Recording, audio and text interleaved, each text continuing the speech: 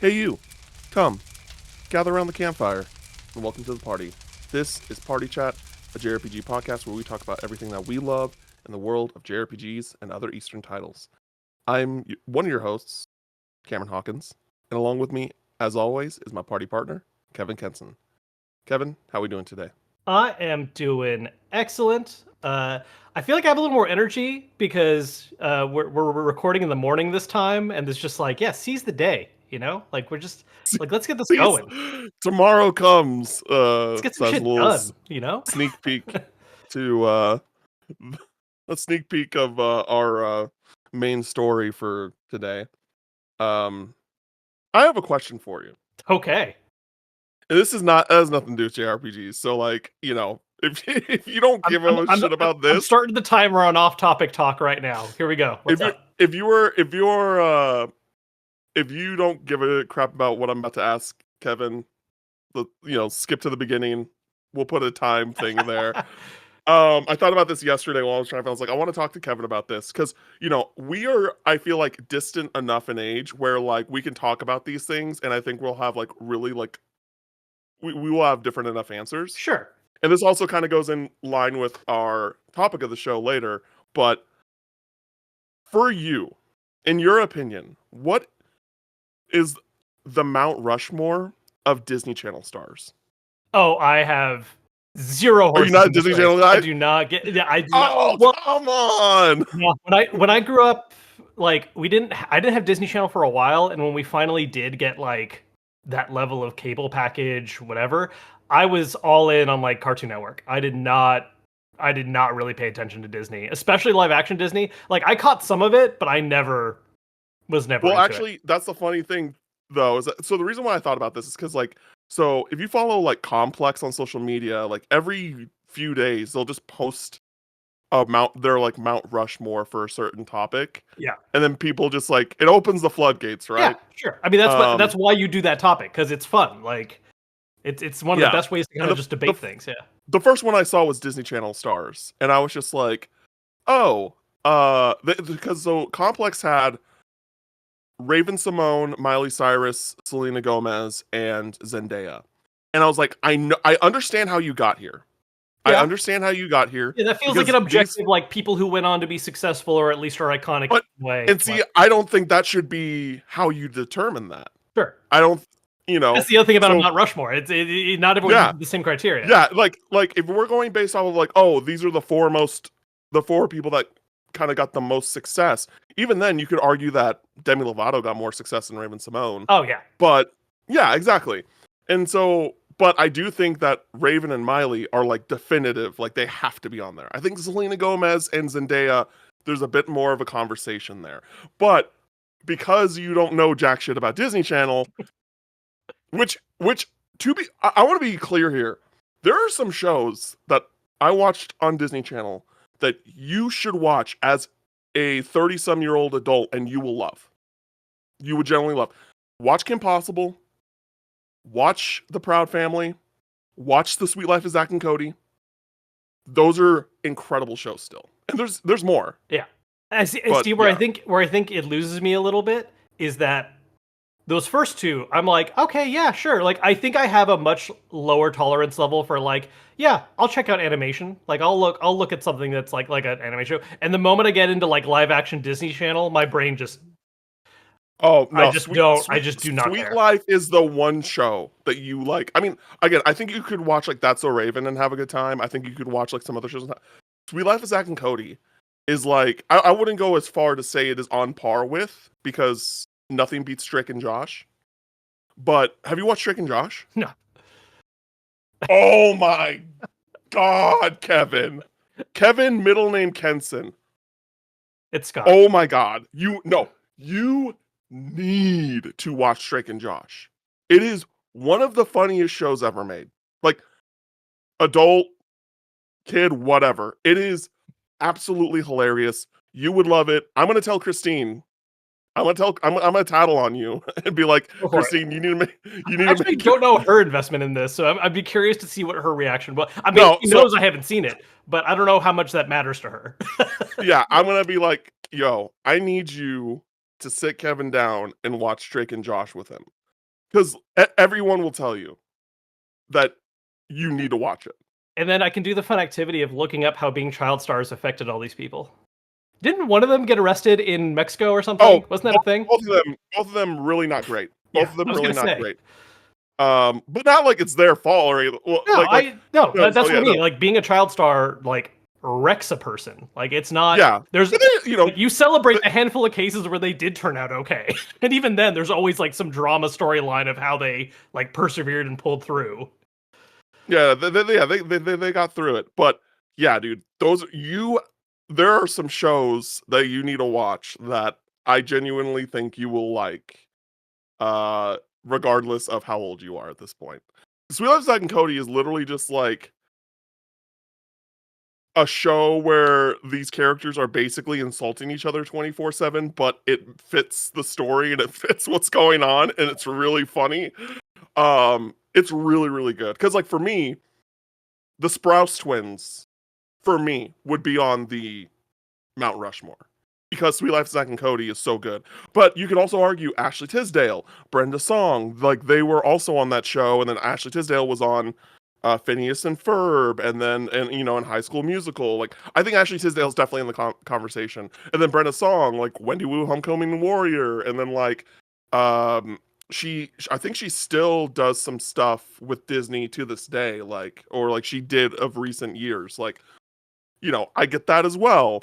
I get Selena, even though I wasn't crazy about Wizards of Waverly Place. I cannot deny how popular it was. Right.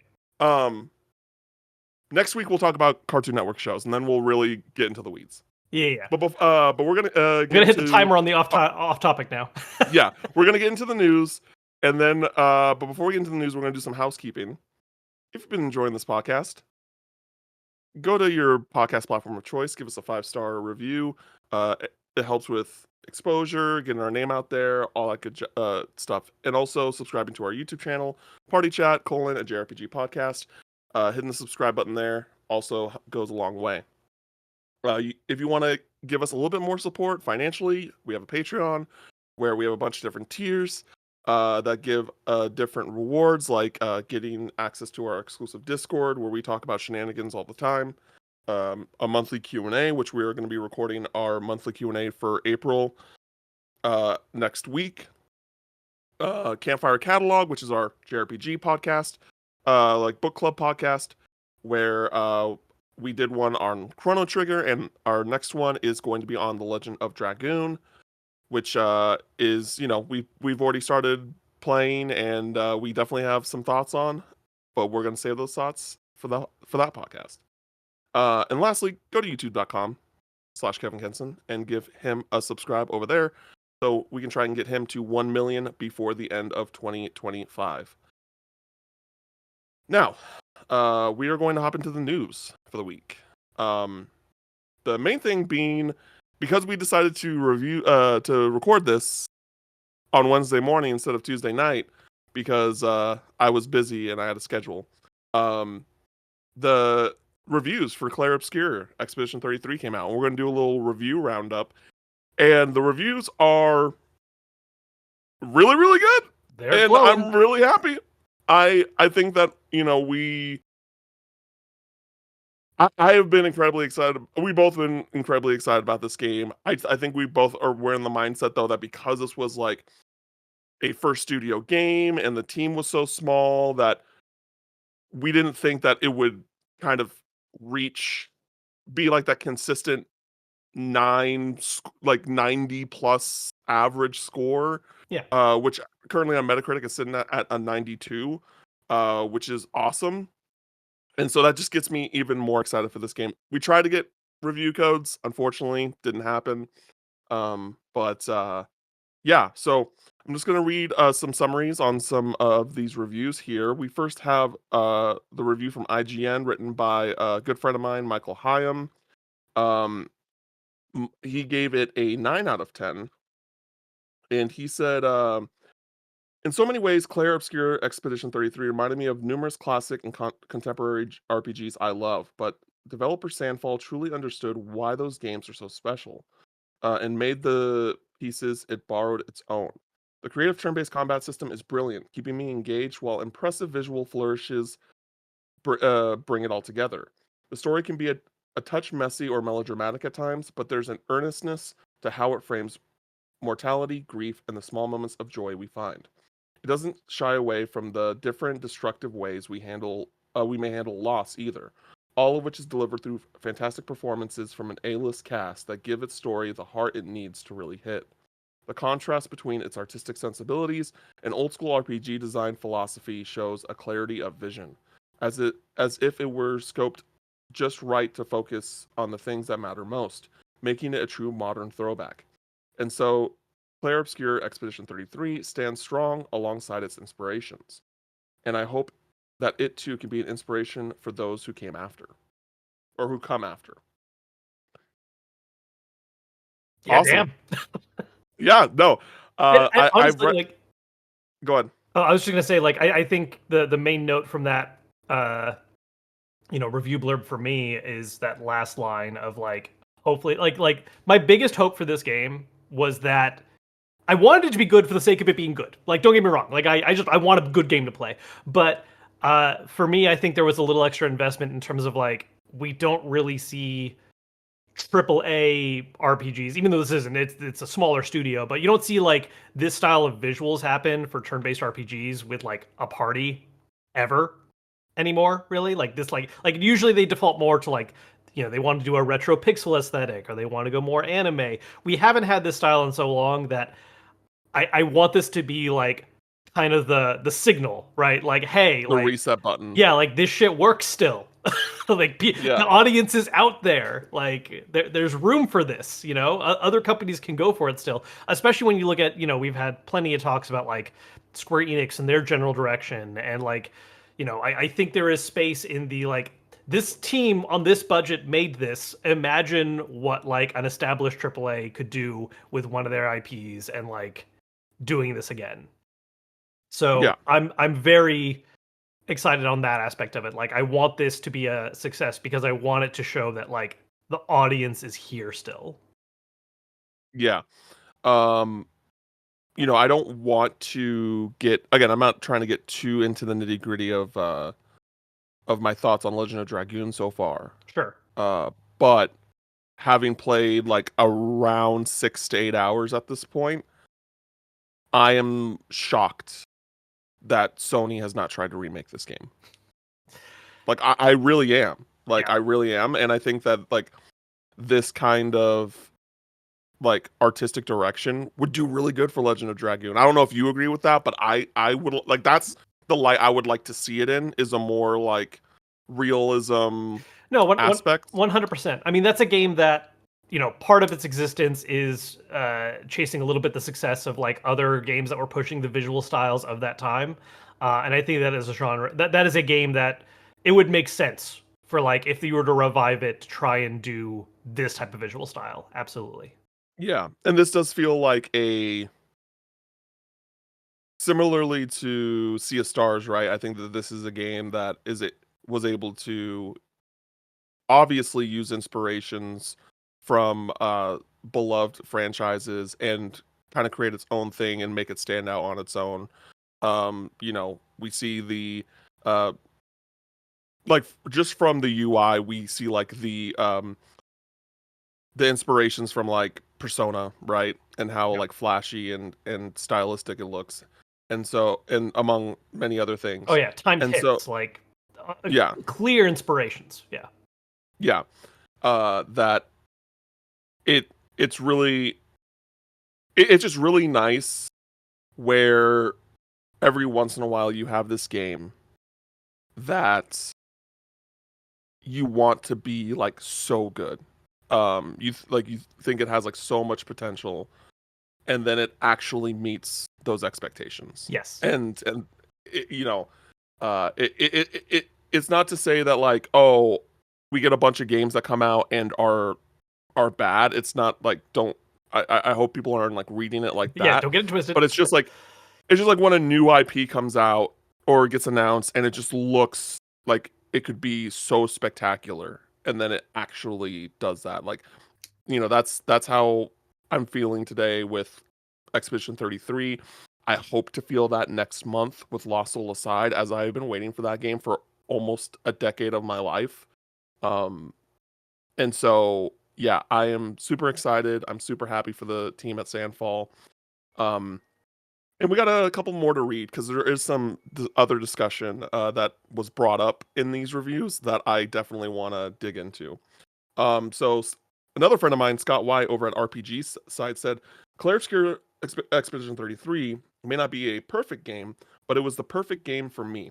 It's a game that left me awestruck with its unique setting and melodies, enthralled with its characters and world, hooked and held me with its gameplay, and has left me eagerly anticipating news of when I can return. This game is a celebration of the RPG genre, made by a team whose heart and soul were poured into every aspect of the game. While some design decisions may not resonate with all players, Sandfall Interactive should be incredibly proud of their creation. In a time where we are debating whether or not games should cost $80 or more, and team sizes are exploding, the fact that Expedition 33 comes in below the standard price and was made by a core team of less than 30 people amazes me. I was hoping that this game would stick the landing when I first played the demo. I wasn't expecting to come away from it with it as my front runner for game of the year and as my favorite new RPG series. Tomorrow comes and brings us hopefully one step closer back to this world of Clair Obscur. Yeah, I think he makes a great point here that like this is a $50 game, y'all. Yeah. And this is something that like they specifically said that they wanted to do. Like they wanted to make this an affordable experience and not really like care about the profits of it all. And I think I applaud them for that. Um and that just like it makes me happy as a JRPG fan because that is a lower price of entry, and this is a game that even if it has reviewed well, doesn't guarantee that a lot of people are going to play it.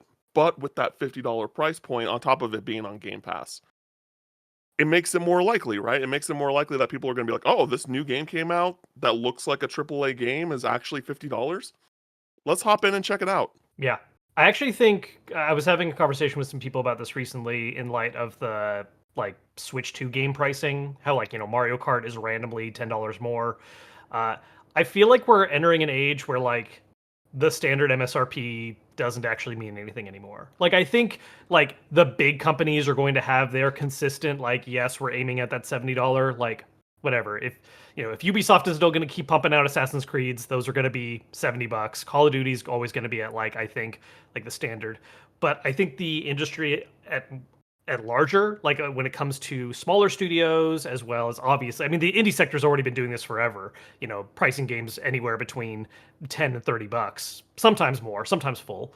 Um, but I think we're now going to be seeing that come a lot more often now. I think a lot more devs are coming to the conclusion of like, hey, maybe make a game that's on, a slightly more realized budget and also price it more accordingly that you're not shutting people out because we're hitting the point where the standard MSRP is absolutely pricing some folks out.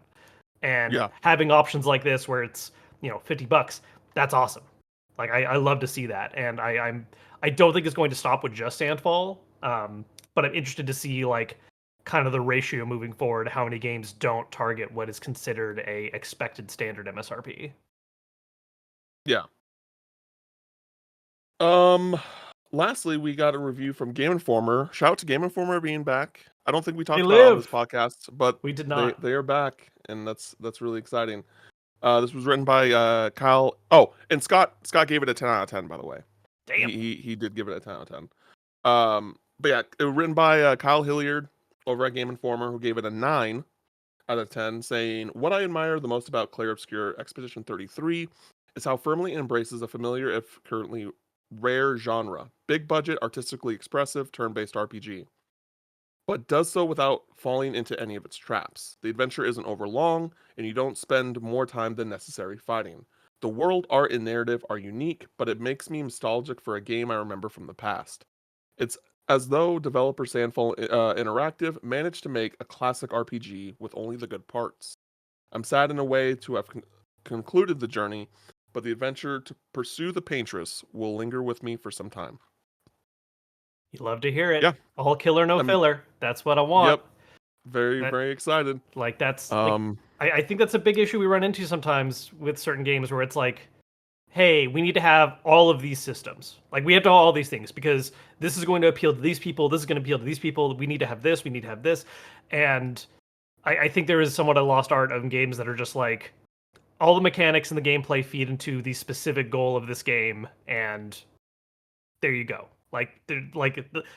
This is a focused experience, not necessarily like, hey, we wanted to make sure we added, you know, 3 different mini games and randomized loot or whatever. Like I feel like so many games just throw certain mechanics in because, whereas at least based on what I'm hearing in reviews, this is a very like, no, everything has its place and like it doesn't feel wasted. yeah, yeah. I'm just really excited. I can't wait to play it. I do have a question for you, So, and you know, I'm not I'm not trying to open a whole can of worms here because I can see I can knowing my even myself I can if I were to hear this I'd be like, are we really talking about this already? But I'm oh just no, curious. It's you're like gonna say that do you four-letter acronym, aren't you? what's that? Oh no, okay. I thought we were gonna. What's your question? What's your question? My question for you is, do you think based off the success and well, we'll see once the launch comes, but like at least the critical success and their like relationship already, do you see a potential acquisition from Xbox? Oh, oh, you went a different direction. I thought we were gonna have an early game of the year discussion type thing. I'm like, man, No, no. no, no, no, no, Okay, no, no, no. this is worse. Yeah, no, no, no, exactly. This is worse. You're like, damn it. Yeah. I think I certainly it is not an uncommon sentiment to feel a little tired about the term 100%. acquisition. You know, like it's just like, y'all, can we just let studios make shit? Like, why does it need to turn But into? Yeah, no, but it that's is the reality. thing. It's a reality. Like it's like it No, happens. Oh no, no, but what I was gonna say is like I think that Xbox will basically Port. acquire them and let them do their thing. I like yes and no because here's the thing. This is a narrative I've gone back and forth on over the years with Xbox, where like I think yes, Xbox does want to allow their devs to do their thing, but also Xbox is constantly at war with itself and Microsoft management and balancing the books. And like, look, man, like Hi-Fi Rush happened and that studio got closed down and saved by another company, but doesn't change the fact that it closed down. Uh, Same goes for Arcane Austin. Like, there is not a net good scenario, I think, with acquisition where it's just like, yeah, they got to do what they wanted to, and there was no repercussions. Um, I That's fair. yeah, That's fair. I lean towards the idea that I think, you know, it's cool if they want to publish stuff. It's cool if there wants to be like maybe some financial backing and closer things. At least the way things have been going the last few years with acquisitions, I personally would not like to see that Yeah. happen. Yeah, no, like I it's not a do you want it to happen, or it's just more like do you see it happening? Because Um, like I don't I think Xbox is maybe going to back off a little bit on the acquisition train, only sure. because they're still dealing with the long term problems of acquiring Activision. Like, not that it hasn't been success from the games they've released, but like that was a major expenditure. Sure.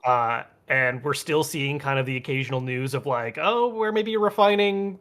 Maybe we have to let go a few more people in this sector or this sector. We're trying to like really like narrow down what projects we care about from what we acquired.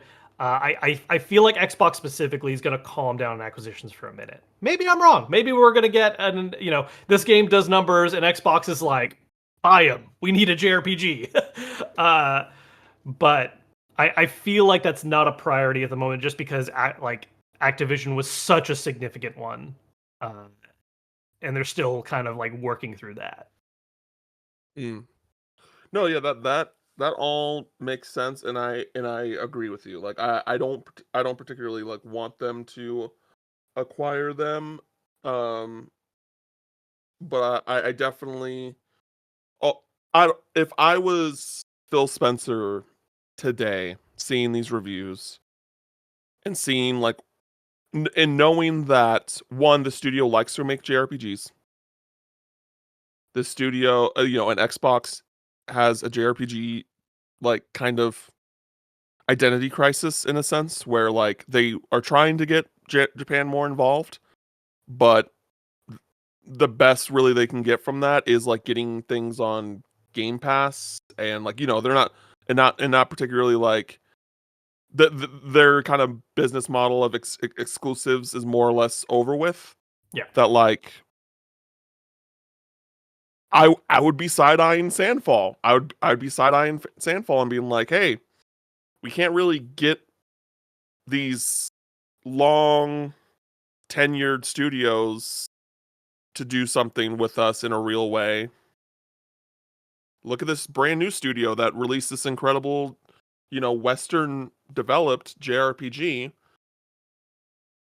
Yeah, It no, makes sense. there's It makes absolutely a sense. logic there. Yeah, absolutely. Yeah. So, we'll see. We'll see what happens. Again, like I think we're both on the same page that we don't particularly want to see it happen, but I definitely think that there's a lot of uh like there's a lot of things now that the reviews have come out and everyone's like, oh, this game's really incredible, that make me think, well, wouldn't be a bad idea for Xbox to look into that. Yeah. Um, And I am curious what Sandfall's own long-term goals are. Like I don't know if yeah, they've spoken at length in terms of like, you know, do they want this to be, I mean, obviously I don't know how the game ends, so I don't know if this is something where it'd be difficult to do a sequel or, something that's stylistically similar in the same vein, or if they have interest in doing something very different.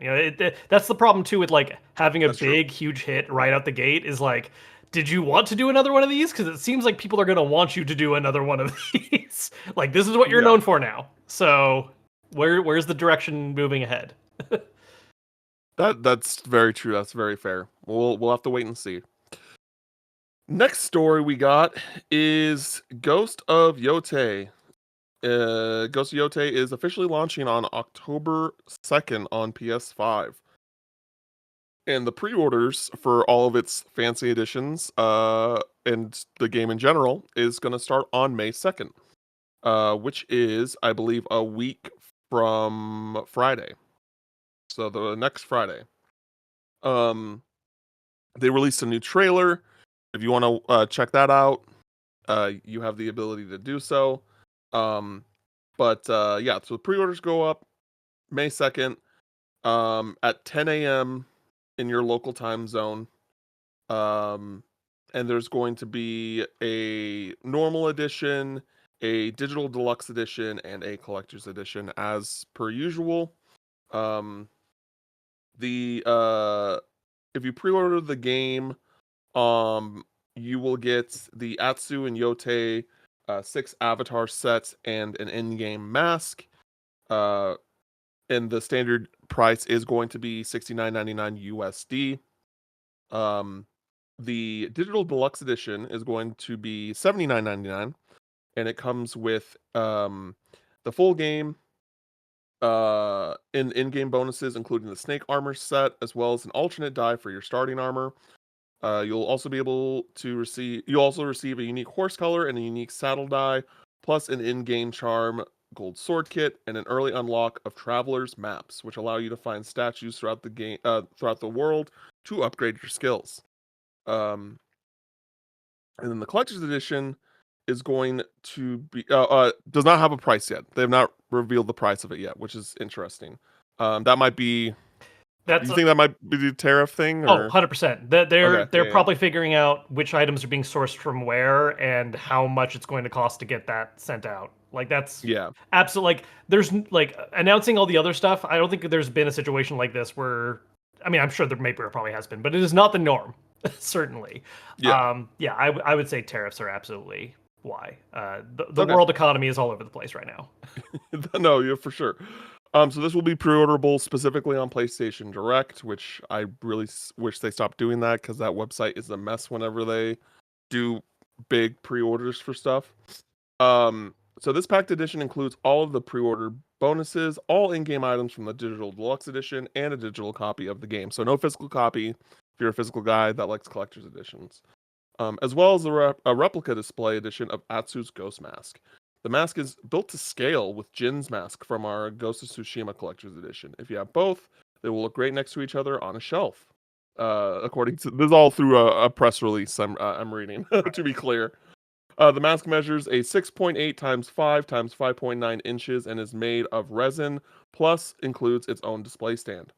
Also included is a replica of Atsu's sash, complete with the names of all 6 members of the Yotei 6, but you'll have to cross them off yourself. The sash measures 71 inches long and is made of a cotton blend, a perfect cosplay accessory or wall decoration.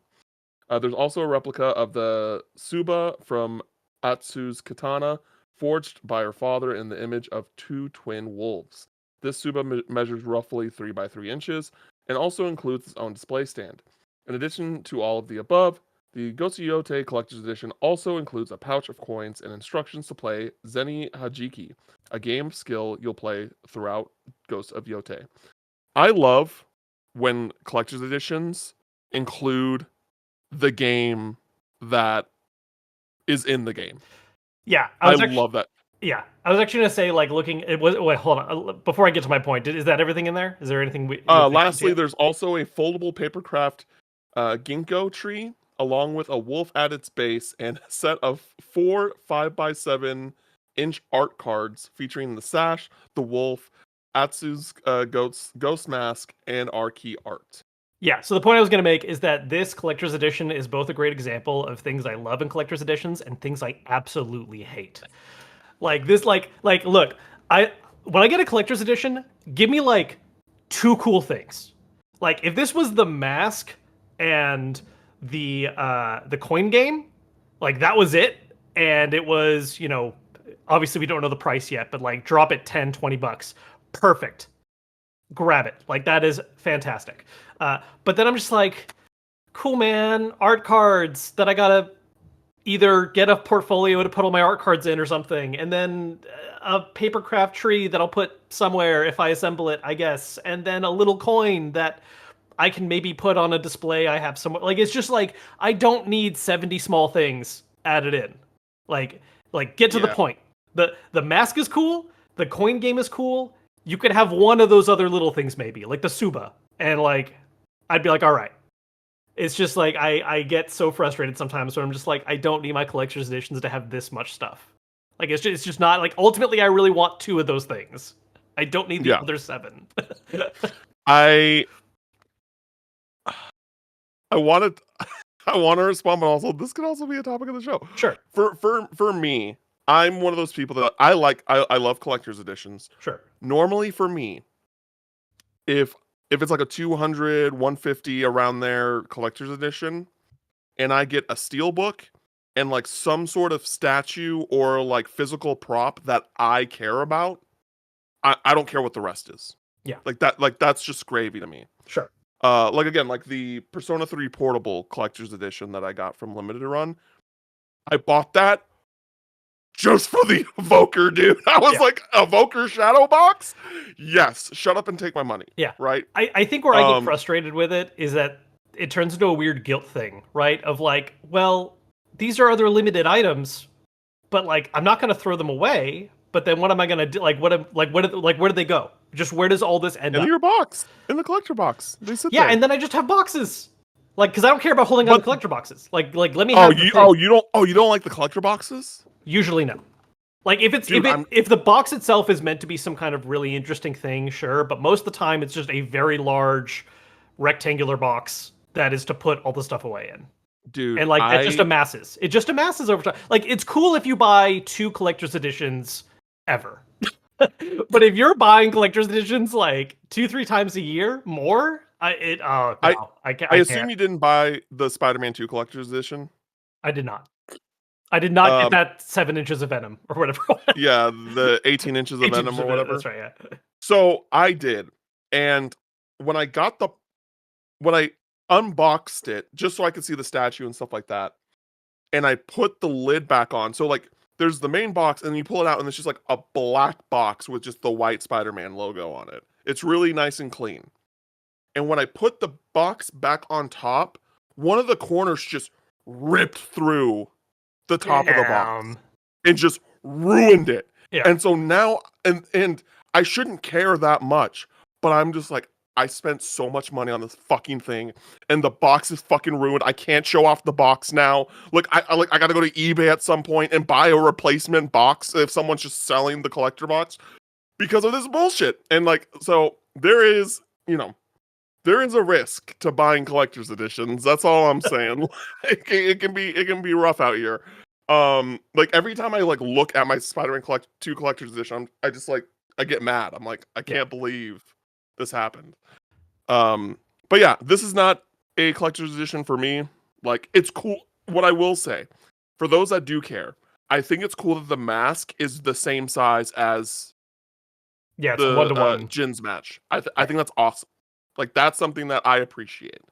But for me, and the collector box looks really pretty. If you look it up, very cool.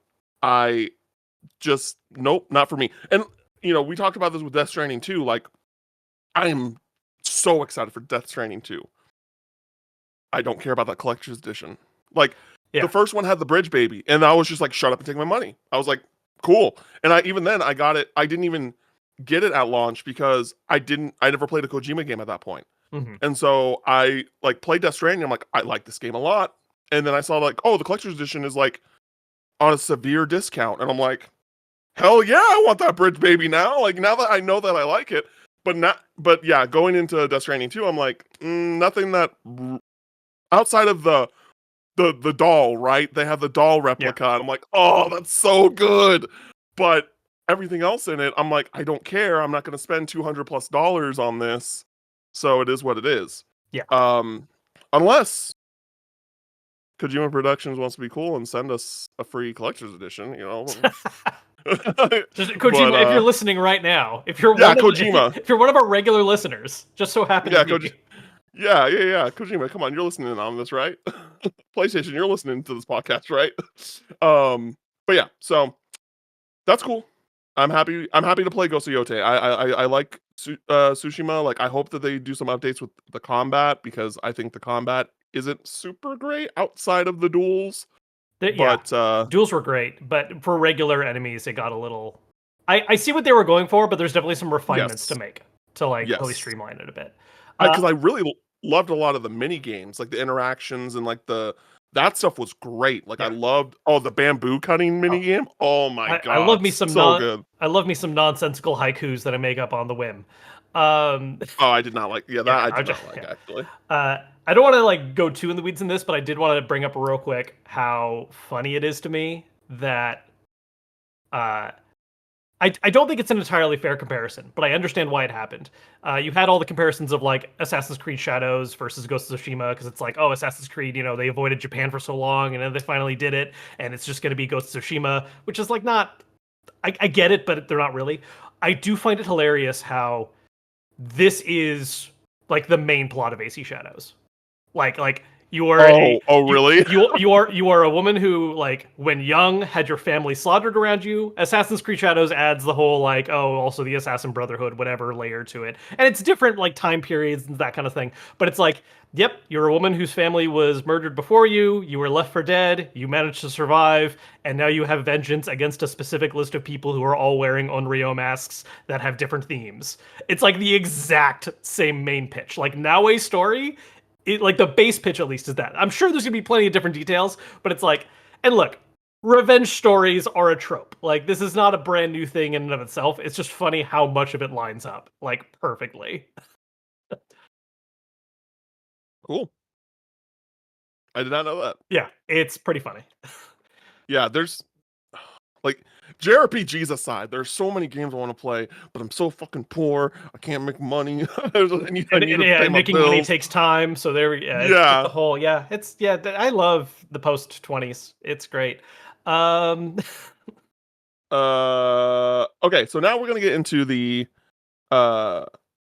any Switch 2 updates, and I'm gonna pass the torch to our Switch 2 guru, Kevin. Yeah, I mean, there's really only one big thing I want to talk about, which by the time this video goes live will be mostly too late for a lot of folks. Not entirely. If you're listening right when we go live, this is relevant a little bit. Switch 2 pre-orders finally got an actual date. It's going to be April 24th.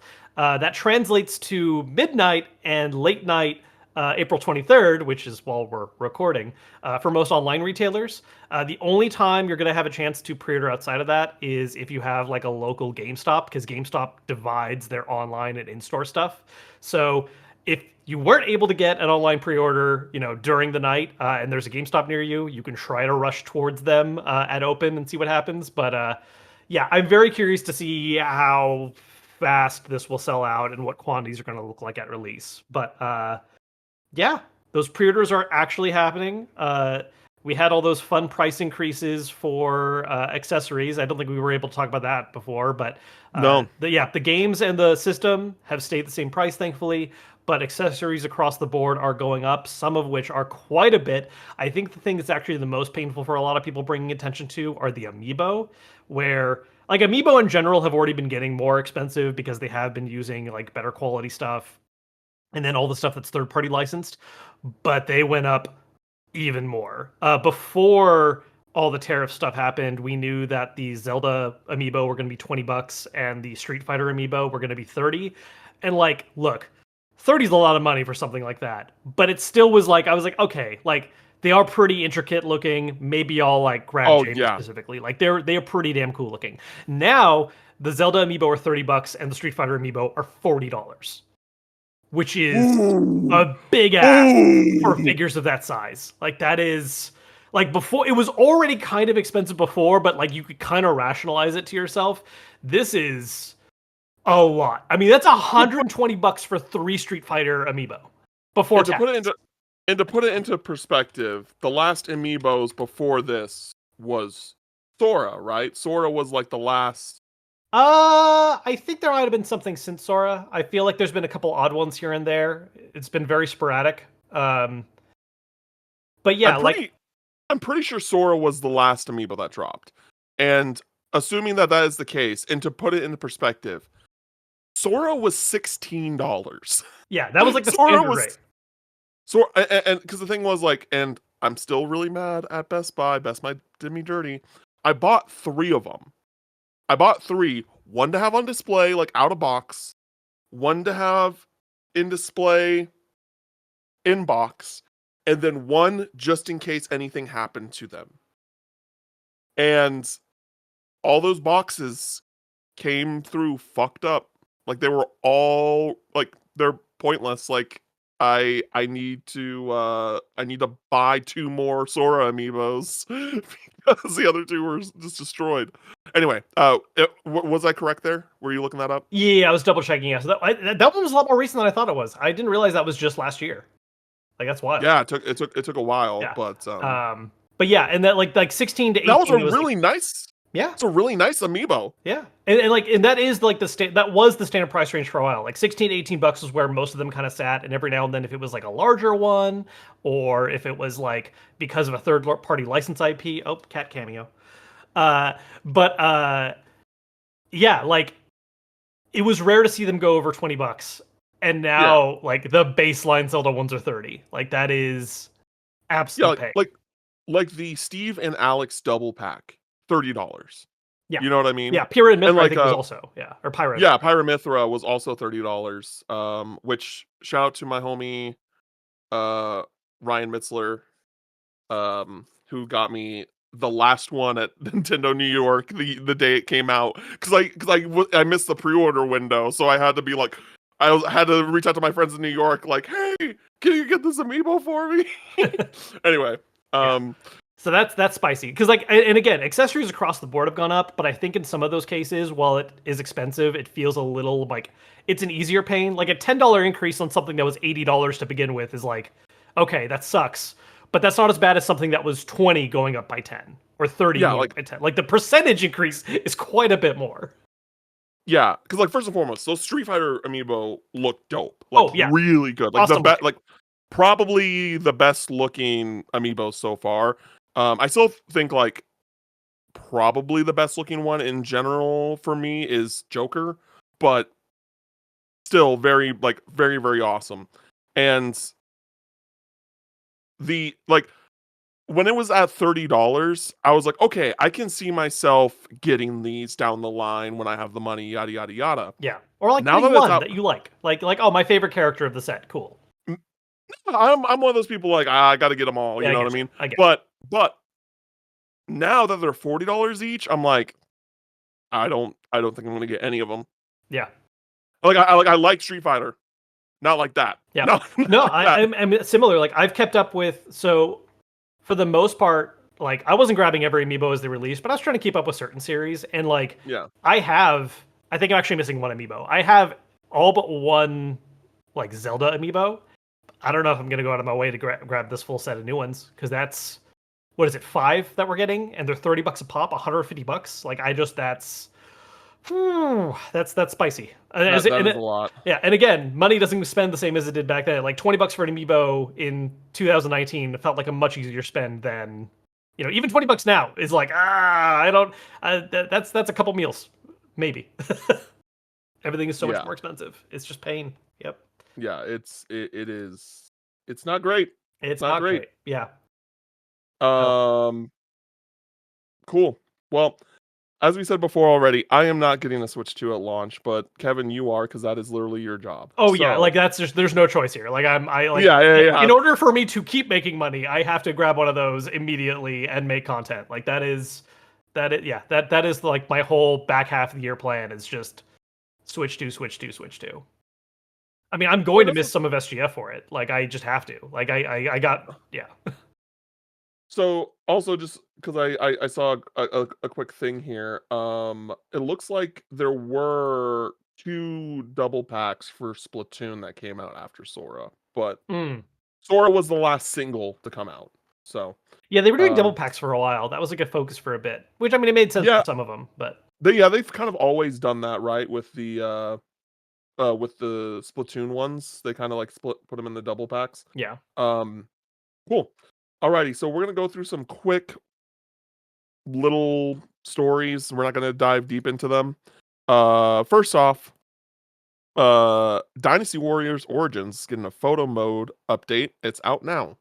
So if you have been playing Dynasty Warriors Origins, you got the photo mode. Do you care about photo mode in games? I don't. I feel like I missed I don't either. it when the thing is like it's almost like foreign to me now where I feel like photo modes got progressively more interesting as time went on. And Mhm. like I just never even messed with them when there were fewer tools to work with. So now when I see all the stuff people can do with them, my brain is just like, I don't even know where to begin on like setting up this shot. Like, which is weird because like obviously I do stuff involving photo and video like in real life, but in games it just doesn't. And the thing is, like, I've also just never even been like a screenshot person. Like, I don't think to take screenshots. I'll see people post stuff. I'm like, oh, Mm. I should remember to like take screenshots more often so I can share certain things that happened. I just don't even have the reflex for it. I don't think to do it. I'm too focused on playing the game itself, which is not a slight against people that do it. Like, I see so much cool photo mode stuff out there. I'm so glad it exists because like people do cool shit with it. It's just not my brain. No, I don't have the patience for it, and it just doesn't. I've never really been a photo guy in general, right? Like Right. I'm not a what's the photogenic. I'm not a photogenic person. And the thing is, like, I would like to be. I'm just not. It's just like my gene pool, my gene lottery, you know. Yeah, but you make it And work at events. You're very photogenic at like events and stuff, man. I mean, come on, the drip you've had at like Game Awards. Come on. oh well, like fits. It fits like can definitely make it look better for sure. But just my face, no. Doesn't work. Doesn't work like that. Um, but yeah. So cool. Next story we got here is about Onimusha. The Onimusha Hell mode is coming out on April 23rd. So this for those that missed the episode where we talked about this. This is for Warlord specifically, It's not the first one. Onimusha 2. Yeah. Which is basically a one-hit kill run. Yep. So Don't get hit. if you hate yourself and you want to play Onimusha one hit kill, you got it. And lastly, uh Super Robot Wars Y is launching on August 29th. Are you a Super Robot Wars guy? Do you know anything about the series? I don't. It's one of those ones where I feel like I feel like I might be into it if I like took the time and started checking some of them out. I think that's a franchise we also didn't get a lot of for a while, right? Like we started Hmm. getting some ports of them, but there's a ton that never came to the US. Um, yeah, that's the thing I missed the boat on. But I mean, I love giant robots. I like Gundam, so like I feel like I feel like I would be into it. I just have not taken the plunge in that particular franchise. Yeah, I am not. I've never really gotten into it. I do have like some friends that are all about that shit. Um, but I've not really gotten into it myself yet. So, um, and I don't particularly see myself going down that route anytime soon. I got way too much other stuff to play. Yeah, And it just doesn't really like grab me backlogs in that are way. backlogs are difficult right now. Yeah. Um, so yeah, that is our news for the week. Oh wait, yes, that is everything. That is everything. So we're gonna get into what we've been playing. I haven't been playing anything. But Kevin, you have gotten your hands on Onimusha 2, Yes. the So actually, remaster. yeah, come to think of it, I actually have a couple games I could talk about. I don't want to go too in depth on any of them, but we'll do a quick thing because there's a couple embargoes that have dropped for things that I've been able to play. And so the two I want to talk about real quick are Onimusha 2. Um, I can't talk about like the full game yet. I was just able to play like early snippets of it. Roughly the first couple hours, few hours.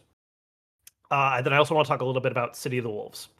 So for Onimusha, look, I really enjoyed the franchise when it was actively releasing. I picked up Onimusha Warlords when it got that PS4 HD remaster. I'm excited for 2 getting the remaster. Uh, it's a good time. It's cleaned up really well. I forgot a lot of how two's opening worked because it is very different from the other games in the series. Like the other ones are a little more direct linear. There's a little bit of that kind of like PS2 era Resident Evil design where you do some backtracking and you have to get like the right key to open a certain door. But 2 does this very interesting thing where it's not a huge area. There's really just a few screens and a couple areas like inside of a mine that you explore. But the very opening of the game has this like light non-linear aspect where uh, you can get items from either buying things at a store or trading with NPCs, and then gift those to these like important supporting characters. And depending on who you gift, how much that impacts a lot of story events afterwards. Where it's almost like who is your lead co-star, right? Like which of these NPCs do you want to have be like the person that backs you up in a lot of stuff. Uh, and it's very interesting going back. I feel like it almost made more sense to me as a kid, and I didn't realize how actually oddly experimental it is and a little janky. But I've replayed the opening a couple times now in order to just like try out. Like, okay, I'm gonna buddy up with Magoichi, who's like the guy with a gun. I'm gonna buddy up with Kotaro, who's this like young, very arrogant ninja, and like just kind of see how like those early parts play out differently. And like it's a cool idea. Like it adds replayability, and I get why they did it because Onimusha is a relatively short game. Like for its time, it made sense, but now when you go back, it's like, oh yeah, like really, like a full playthrough doesn't take that long. And this adds a ton of replayability where it's like, okay, I'm gonna do a playthrough now where I buddy up with this character. Also, something else I forgot. Uh, oh wait, no, never mind. I think that's actually technically past where I'm allowed to speak. Strike that from the record. Anyways, Okay, okay. yeah. Overall, though, like interesting experimental game. I'm very curious to see how people react to it in like full review format once it's like getting closer to full release. But at least being able to play through the early parts of it again, like yeah, super neat game. I think there's a little bit. It's absolutely one of the more experimental ones though. Like the beginning is very odd. And then City of the Wolves. If you're not familiar with this, new fighting game entry from SNK that's part of the Fatal Fury franchise. Uh, Honestly, like core fighting game mechanics feel great. During the early playtime era, I wasn't able to do online matches yet, so I've really just been doing like offline stuff, arcade, the story mode. The story mode's very fine. It's just kind of grindy, like okay, you get to see these characters have a conversation, and then you fight, and there's RPG mechanics kind of added in. It's okay. To be honest, I don't think there's a ton to gain there, but like just doing arcade mode and feeling like the core gameplay mechanics of it, super solid. My only real big complaint about like the core fighting game experience for it is wild guest character picks, which I know there's all kinds of talk I was gonna of. Yeah, there's all kinds of talk of why this happened because SNK is owned by like a Saudi prince, and it's like they're bros basically. They got in the game. It's a DJ. I will say for the DJ, at least he also contributed music to the game. Like there is like there's remix tracks and stuff that like he's a part of, and so like that's kind of an interesting thing. But like he very clearly feels like a joke character, and it's just very out of place. And then I don't even know where to begin with about uh, Cristiano yeah, Ronaldo. Ronaldo. Like I don't even it's such a bizarre like look. If you want to do stuff like this in a fighting game, make it a skin. Like if there was a character that played a certain way and it made sense to be like, oh, we're gonna then also give a skin where it's like this celebrity. Like Mortal Kombat does that shit, where there was like, hey, we're gonna have a Johnny Cage skin where you are freaking Jean-Claude Van Damme. Like, okay, fine. Like I don't like also Jean-Claude Van Damme makes way more sense in a fighting game. Regardless. Yeah, super bizarre that those happened. It feels kind of like almost a stain on the rest of the experience a little bit because it's so off-putting that they're just there. Like it just like it's like, I'll be playing arcade mode. It's like great, I have all these classic characters, and then suddenly I'm fighting. I keep forgetting his name, but the DJ that's in it, Salvatore something Yeah. Ganacci. I So don't. It's very awkward. speaking of him, and speaking of City of Wolves, this game had a major presence at WrestleMania over the weekend, and it was so fucking weird, dude. It was so weird because, like, since I don't know, like, since like last year, pretty much, like, I don't know if this is like Triple H's decision, who's like the CCO. They've decided we're gonna put a bunch of logos on the ring, and I don't like that personally. But the main logo in the very center was Fatal Fury City of Wolves.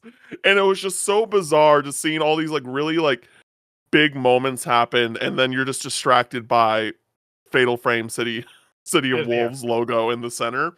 And also the DJ dude was there. Like he was there, and I'm pretty sure like they either had like a just like a kind of like set piece in between matches for him and like promoting the game, or it was like he was a part of someone's entrance. Either way, very fucking weird. Like the way that they're kind of like I think that WWE has been doing a lot of great stuff with like the stories and things like that, like the narratives. In the sense of it's like how it's just kind of marketing everything in the middle of its Yeah. pay-per-views.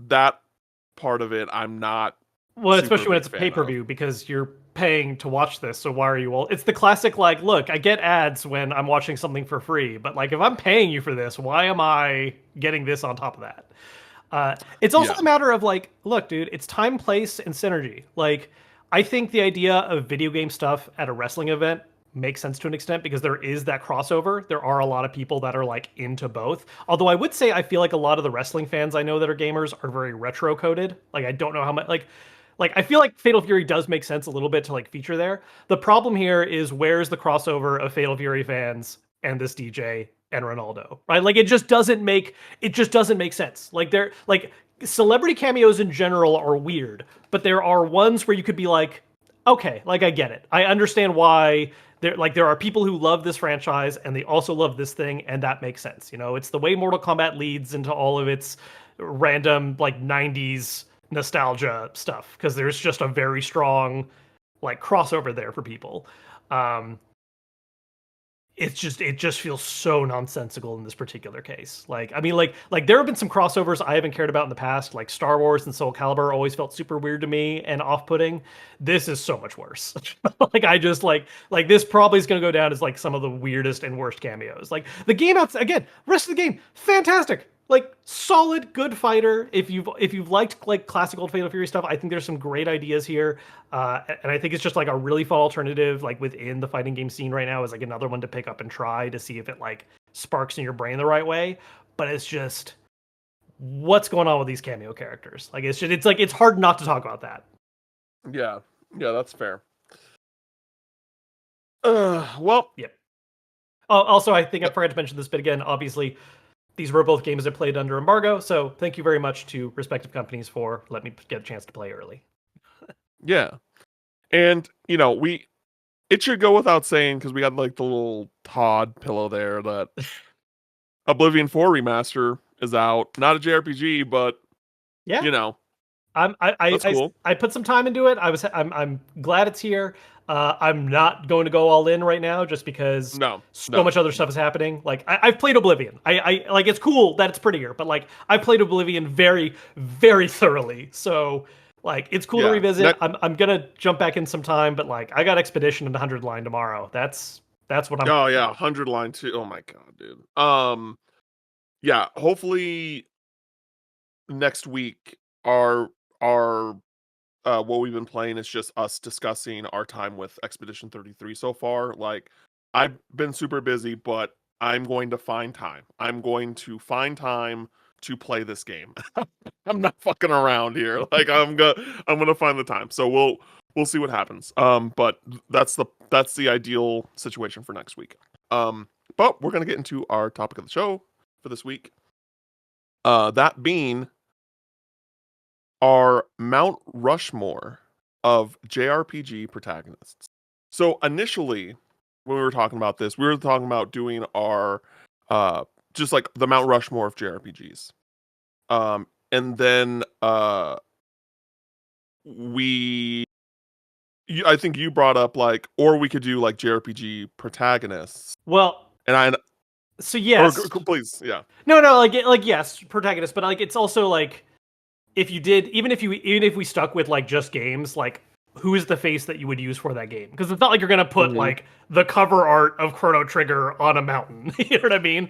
It's like what is the face you tie to like the Oh, thing being part sure. of it? You know, it's I like guess. it's like two Yeah. layers, right? Like what's the Yeah, game and then sure. what's the rep? Because like I mean you Okay. say that, but Mhm. like like if it was like Dragon Quest, right? Like, am I gonna or like Final Fantasy? Do you put Cloud? Do you put a Chocobo to be like the full series? Like, what is the choice, right? I mean, I think Cloud is a representative of the series at large now too. Yeah. I think For it's sure, both. Like, he's become yeah. the main like crossover rep, certainly, especially because the Yeah, remakes have made it relevant again. and we weren't like we would be talking about specific games. We wouldn't be talking about specific franchises. Depends on how you want to build your mountain. No, no, no, no. Like we Yeah, would have made that we would have made that clear. We would have made that clear. Like I'm talking about specific games. I'm not talking about a whole because here's the thing. Realistically, right? Like if we were to do that, Final Fantasy Dragon Quest 100% are on there. And then like but like that's to me that's boring. Like right. give me a specific Dragon Quest. Give me a specific Final Fantasy and like give me the reasons why. Like Sure. you know what I mean? Cuz also and we'll get into this like not the most like uh popular of certain franchises whether it be JRPG or any genre are like like seen over encompassing as the best one, Sure. and so like there's got to be like that nuance to it. um but yeah, so we were like, okay, are we gonna do JRPGs or are we gonna do protagonists? And then we just like told people in the Discord like, hey, which one do you want us to do? And they were like, do protagonists. I'm like, cool, we'll do that. So that's what we're doing, because I do think that, and I mentioned it in the Discord, like doing like JRPG games Mount Rushmore is going to be different for me than JRPG protagonists. Sure. Uh, I think and yeah, there's some similar conversations that happen, right? Like I think certain things are again, I think the easy example there is like Cloud, right? Where it's like, oh, very popular major protagonist, but also a face for a very major popular like iconic entry in a franchise, right? So like there yeah, there are certain conversations the same, but then there's also like, you know, uh for instance, if we were talking about more like series at large, Dragon Quest, you could pick like Slime as the thing to put on Mount Rushmore, but you wouldn't put Slime as a protagonist. Like that would never yeah, the Slime makes sense as an iconic big thing in JRPGs. It does not make sense as a protagonist. Like that is you do not play you are not the lead with that. yeah. So how we want to do this is that we're gonna go through our own like personal Mount Rushmores, and then we're gonna try and work together to find a collective Mount Rushmore between the two of us. Right. So this could either be really easy, or this could be really not easy, really hard. Because I do think that like while we have very similar and then also very like different opinions on JRPGs, like depending on like what the specific topic is and things like that. So I'm curious as to because like there's certain things that I'm expecting you to say about like on your Mount Rushmore that I'm gonna be like, no, like Oh, sure. we're not doing that. We're not doing that. Sure. So we'll see. But so we'll do it one by one, and I'll do mine first so we can get out of the way. And you like to be clear, I already know what you're going to say for your first one. if you also have it on your Mount Rushmore, make that clear, and then that's like can be one of your picks. And then like we're not trying to like fill in spots that aren't if it's been mentioned already, if that makes sense. Yeah. So first off, let's get Cloud out of the way. Oh, Let's not just what I get thought you Cloud were out going of to the do. way. Okay. No, let's get Cloud out of the way. Like Okay. Cloud is I think Cloud represents the genre as a whole. Like that's not who I would want it to be. Sure. Oh well. Well, okay, wait, I hold mean, on. and that Are we doing our personal Rushmores, or are we just this is trying to build the? personal. Okay, so like, This is would personal. Cloud be on your personal? Yes, no, Cloud Okay. would be on my personal.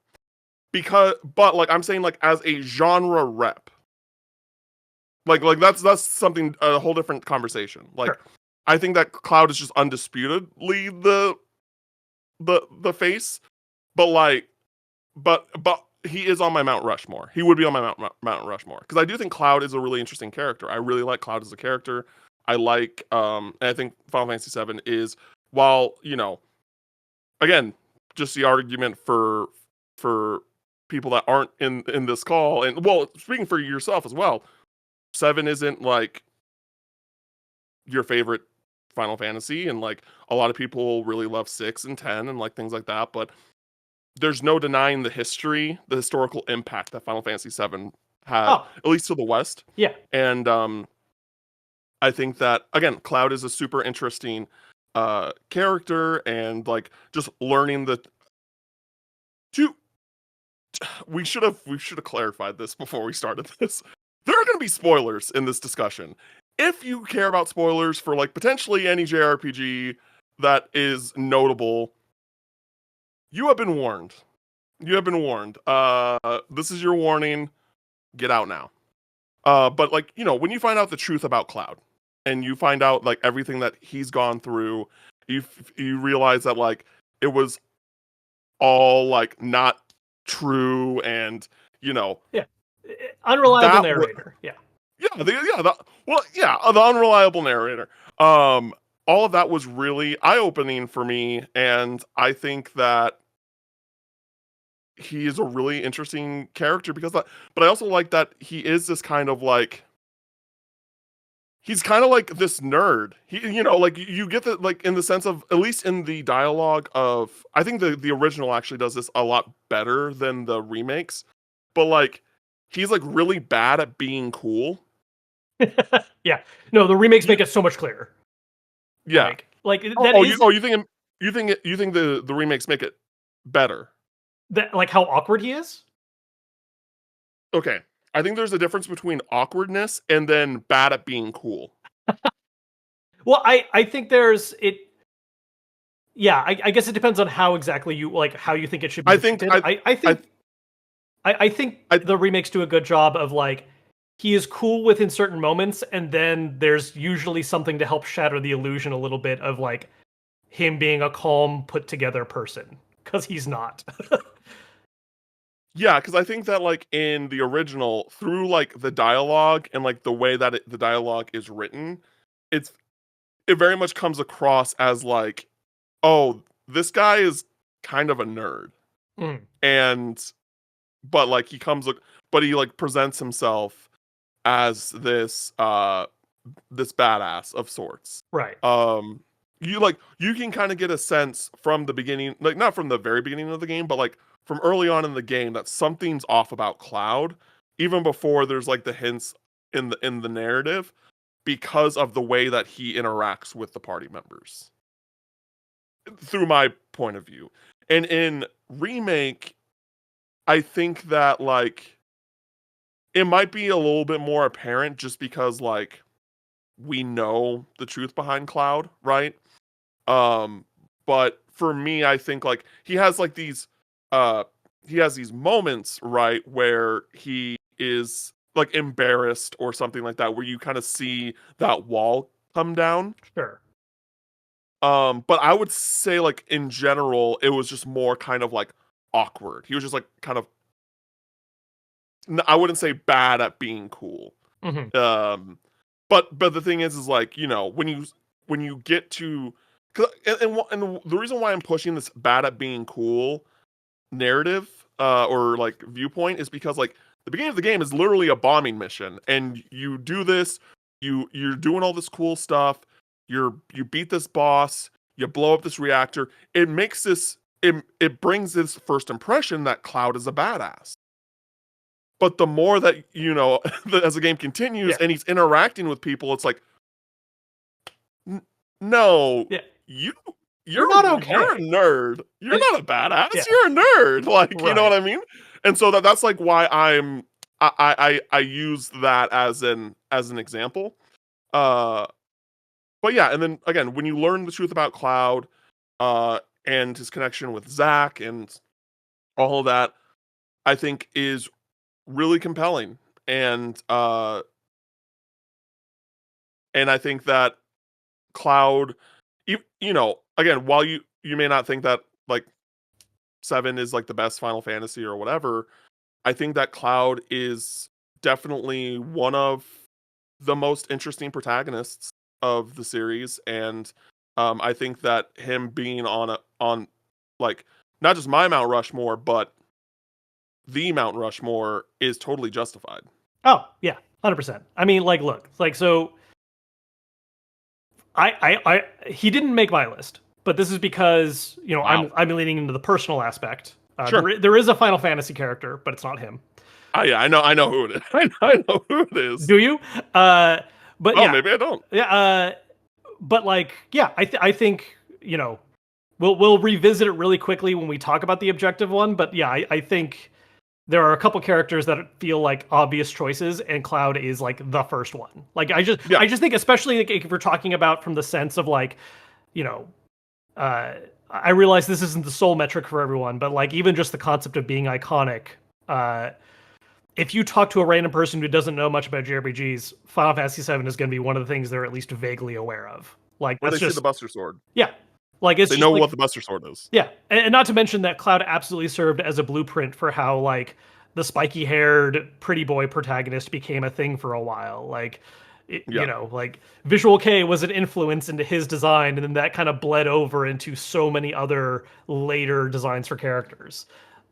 So really quick,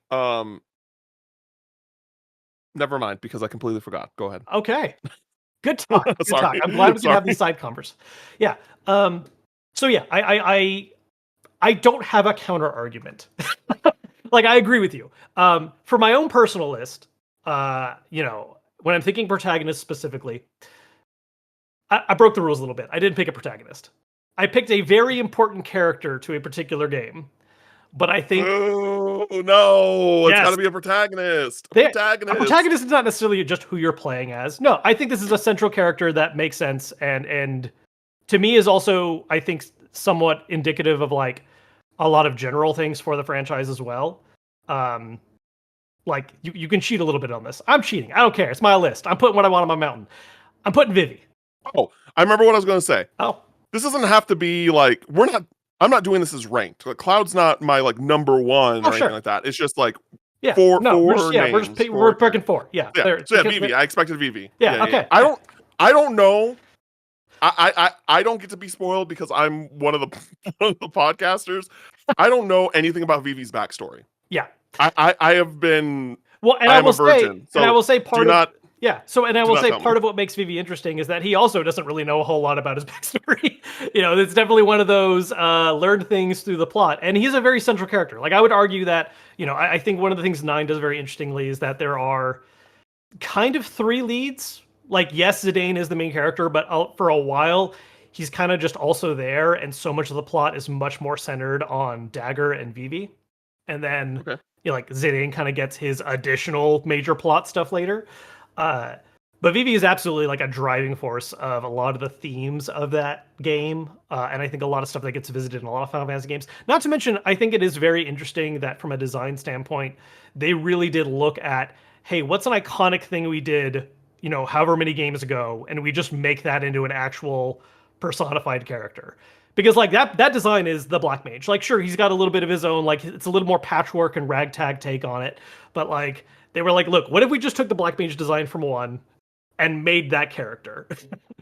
uh, and yeah, it's tough to not go too in depth on parts of why I think he's fantastic.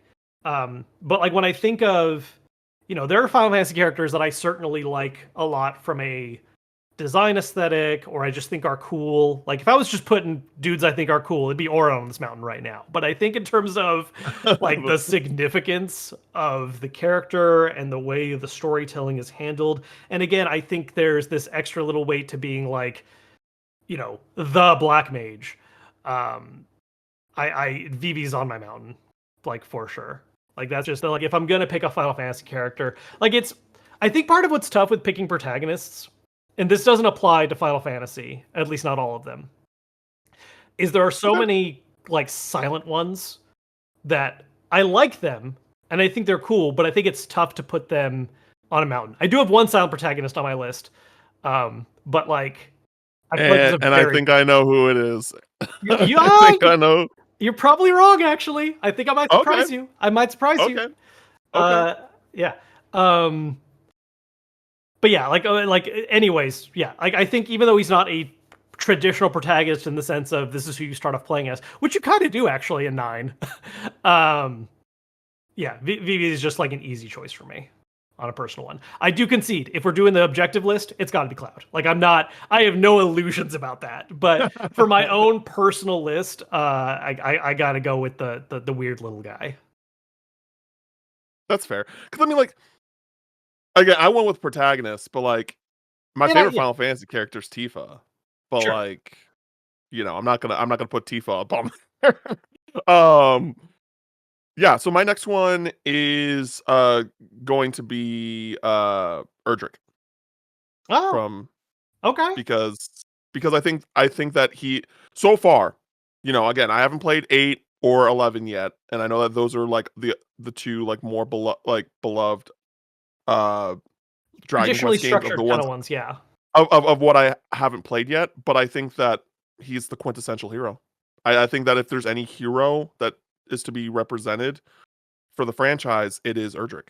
I think that the playing through the first 3 Dragon Quest games, and when you get to Dragon Quest 3, if you play it in order 1, 2, 3, and you find out that like, oh, this is Erdrick, like this is the hero that is talked about in legend in Dragon Quest 1, and like uh you were like going on the journey that he went on, and all of that stuff, or they went on, um and going through those events and that adventure is still super memorable, like, and I think the remake did an incredible job with recreating those moments, and like I feel like that he is, again, I haven't gotten far enough in the series so far, but like I just feel like that there's such a big pull on his hero compared to like everyone else's so far. Like, yes, I know that Dragon Quest V is really beloved, but Dragon Quest V is also very self-contained. And then the rest of the heroes so far have just kind of just been the heroes, and that's fine. Like, but Yeah. it just Well, doesn't really add to that. But like 3, I just felt like there's like such a big impact there. yeah. And it's tough because in many ways a lot of Dragon Quest protagonists, I think 5 is a little bit of an exception to this, but most Dragon Quest protagonists kind of feel a little samey. Like they might have some interesting backstory quirks or some way that they're tied in with the party, but they're all kind of like they're the hero. And so what makes Erdrick so compelling in that aspect is that he is the blueprint. Like before you even played as him, he was the blueprint for that, right? Like one starts with hearing the legends of this great hero that you're walking in the footsteps of.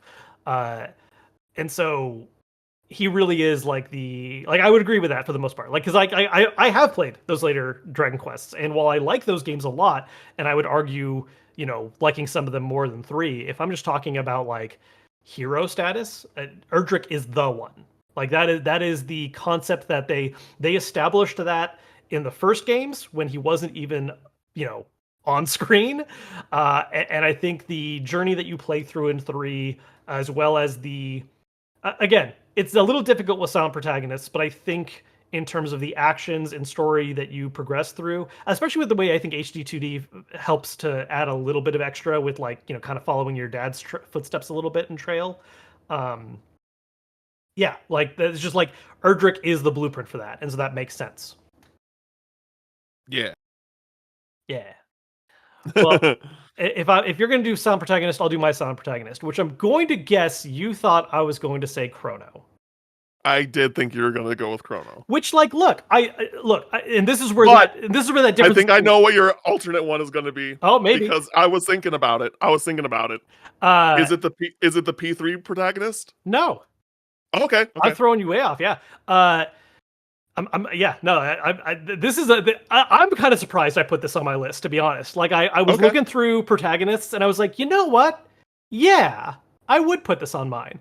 But look, for real quick on Chrono, I love Chrono Trigger, and if we were doing just straight up games, Chrono or Frog would be on my mountain to represent Chrono Trigger. Like that's just like no contest. But if we're talking protagonist specifically, I mean, we even touched on this a little bit in Campfire Catalog, where it's like I like Chrono, but I think as far as like silent protagonists go, there's been better executions of it. I think certainly. My left field choice, Red. As in from Pokemon Red. Wait, yo, dude, that was one of mine. Damn it! I'm so glad you said that, though. Yeah. I'm so glad you said that because that was gonna be my next one. Yeah, no, I think in much like the important thing about like a silent protagonist is I think your ability to either gather things from their journey and focus on the actions, not the personality, or your ability to kind of like self-insert a little bit, even if you're not doing like the full dive in. And Red being the beginning of Pokemon and like literally the concept of like, yeah, he's a kid going on a journey and I'm a kid playing this game, like seeing things through his eyes. I just like if there is a protagonist to put for Pokemon, like if we were doing like series again, I feel like you'd probably put Pikachu just because like that's the mascot. But like if I'm thinking protagonist character, like Red absolutely is, I think, one of the most significant silent protagonists ever. I mean, like he's one of the few that we get to see like multiple times. He shows up in Gen 2. He shows up in whatever generation Sun and Moon are. Is that 7? Yeah, 7. Yeah. Like he reoccurs like fairly, somewhat often. And I think just in terms of like what he stands for and represents as far as like everyone first taking their steps into the Pokemon universe and going on that journey, like that's like I have to give it to him because that's the thing too. Like if I was doing like game list, I probably wouldn't have a Pokemon game on my list. Like personally, like I like Pokemon a lot, but when I think in terms of like significant influence and protagonists, like I have to go with Red. Oh, wait. So you say for like a JRPG Mount Rushmore, you would not put a Pokemon game? For my personal, yeah. Oh, for your personal. For personal. No. If we were doing the objective list, you have to put Pikachu or Red on there. Like I think that's just a fucking given. Like that's the same. When I was mentioning earlier, like there are certain characters that I think are immediate thoughts. Cloud and Pikachu and or Red is like you have to have a Pokemon in a Final Fantasy. Like there's no debating that. So going into this podcast, I was like yesterday, I was like, oh yeah, Red has to be on mine. Or well, I don't remember if I said it was going to be on mine or if I was going to be like it is on the like objective like Mount Rushmore.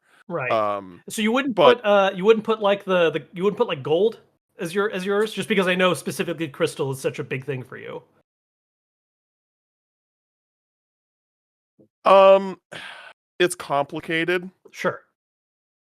I think I'm more like I do love the design of the Gen 2 trainer, male trainer, more than any other male trainer in the series. But it's really just Silver. Silver is like the rival is what makes Sure. why I love that so much. Fair. And I wouldn't put Silver on the front of on the Mount Rushmore, even if we were doing like general JRPG Yeah, maybe characters. antagonists or something, but sure. Yeah, antagonists like probably would be on the list for me. Um, it definitely would. It definitely would. What am I talking about? It would be like number 2 or something. Anyway, so I'm going to say for the sake of I'm going to say for the sake of the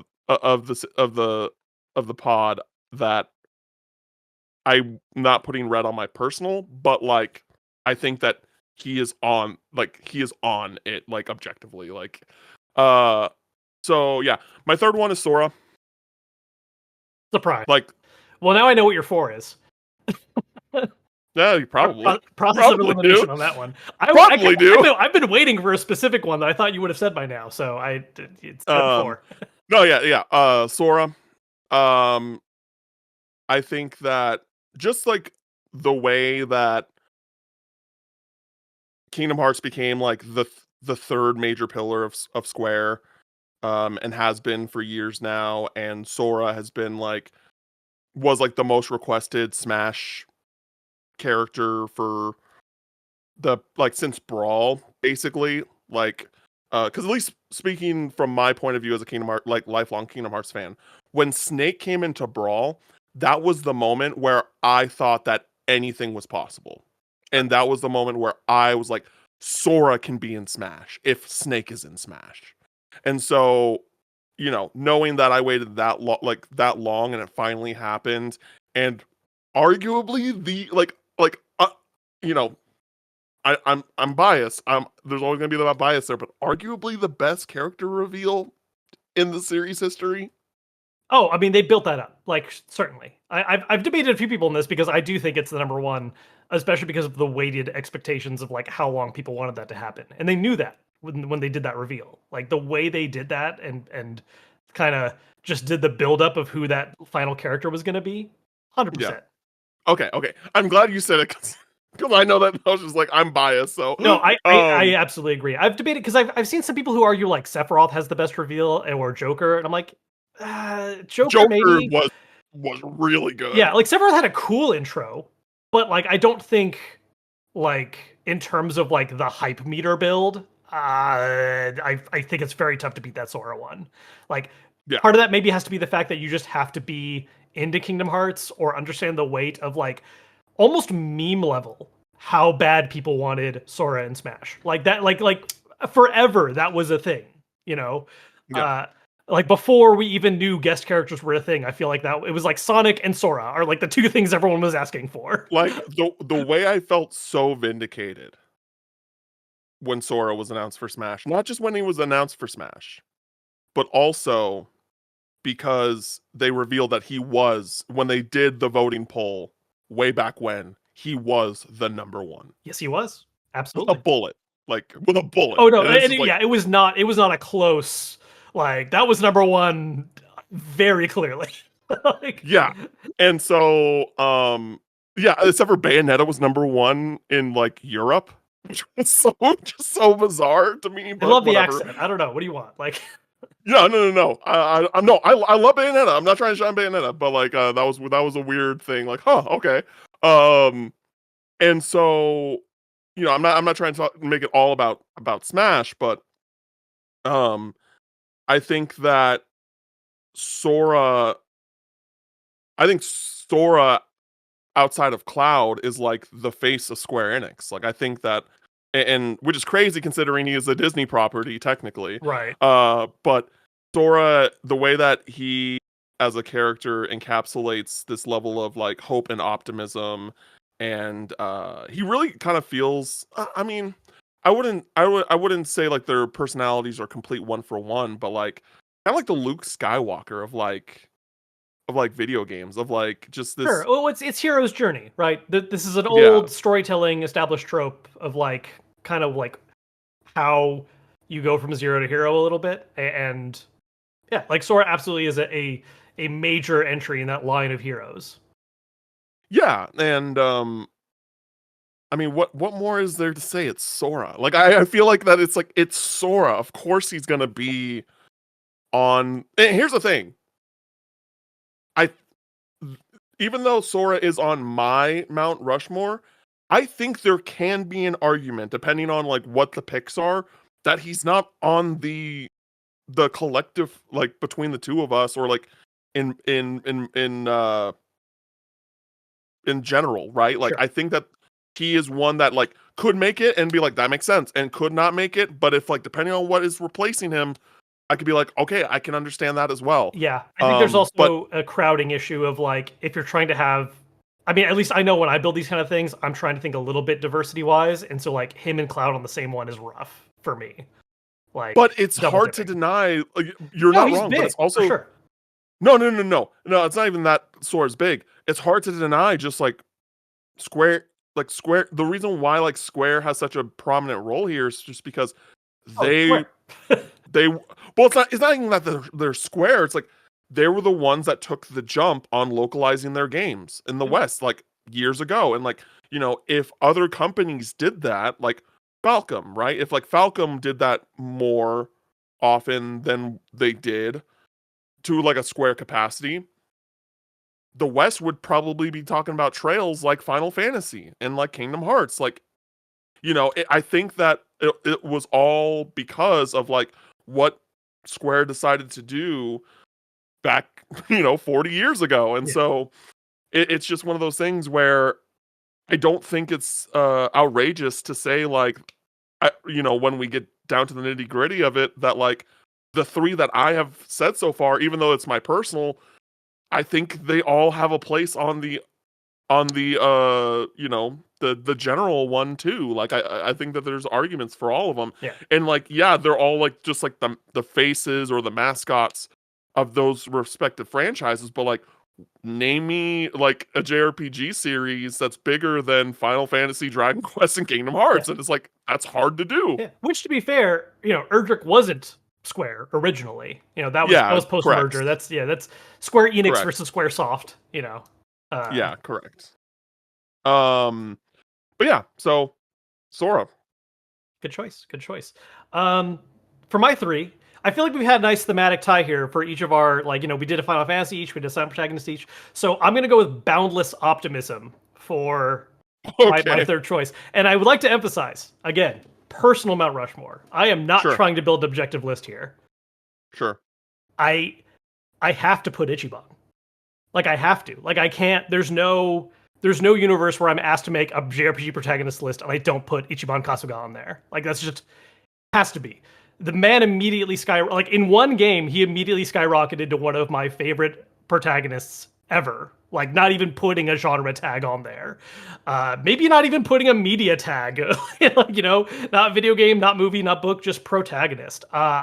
I love that man so damn much. Uh, and part of it I think is a little bit of like the timing of when a character like him became the lead. Because something I really appreciate about Ichiban, not to say that Yakuza games are grounded, but like I think there's a tendency in a lot of JRPGs where when you have the enthusiastic, optimistic, caring, sympathetic character, a lot of stuff works out.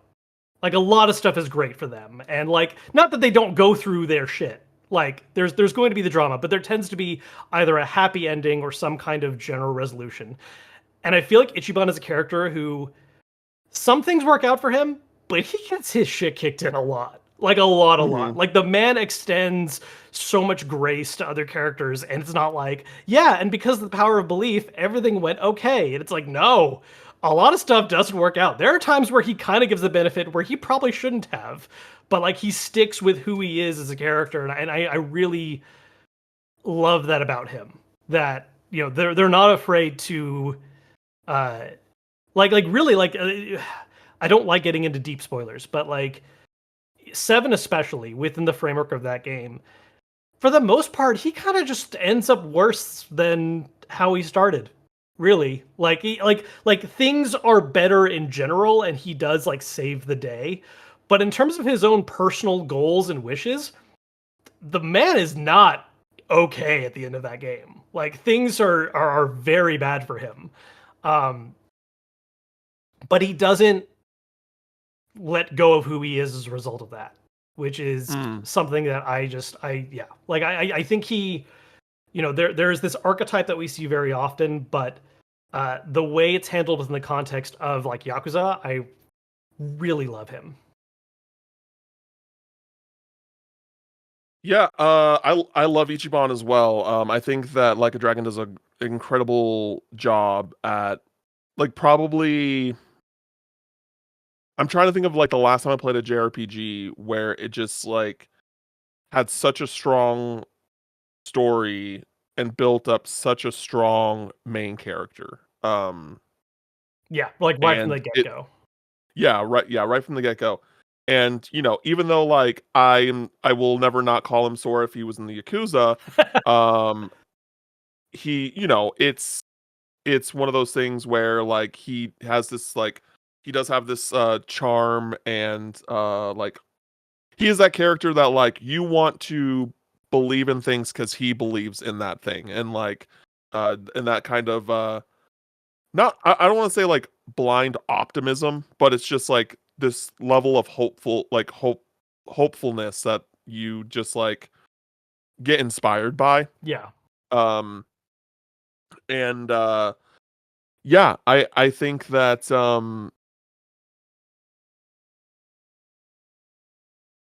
h- I don't think I'm like I love him as much as Kiryu, but Mhm. that's also because there's been so many more Kiryu games Yeah. Well, and and there's been more time to like flesh out that character, yeah. but also I think that Infinite Wealth really did Ichiban dirty.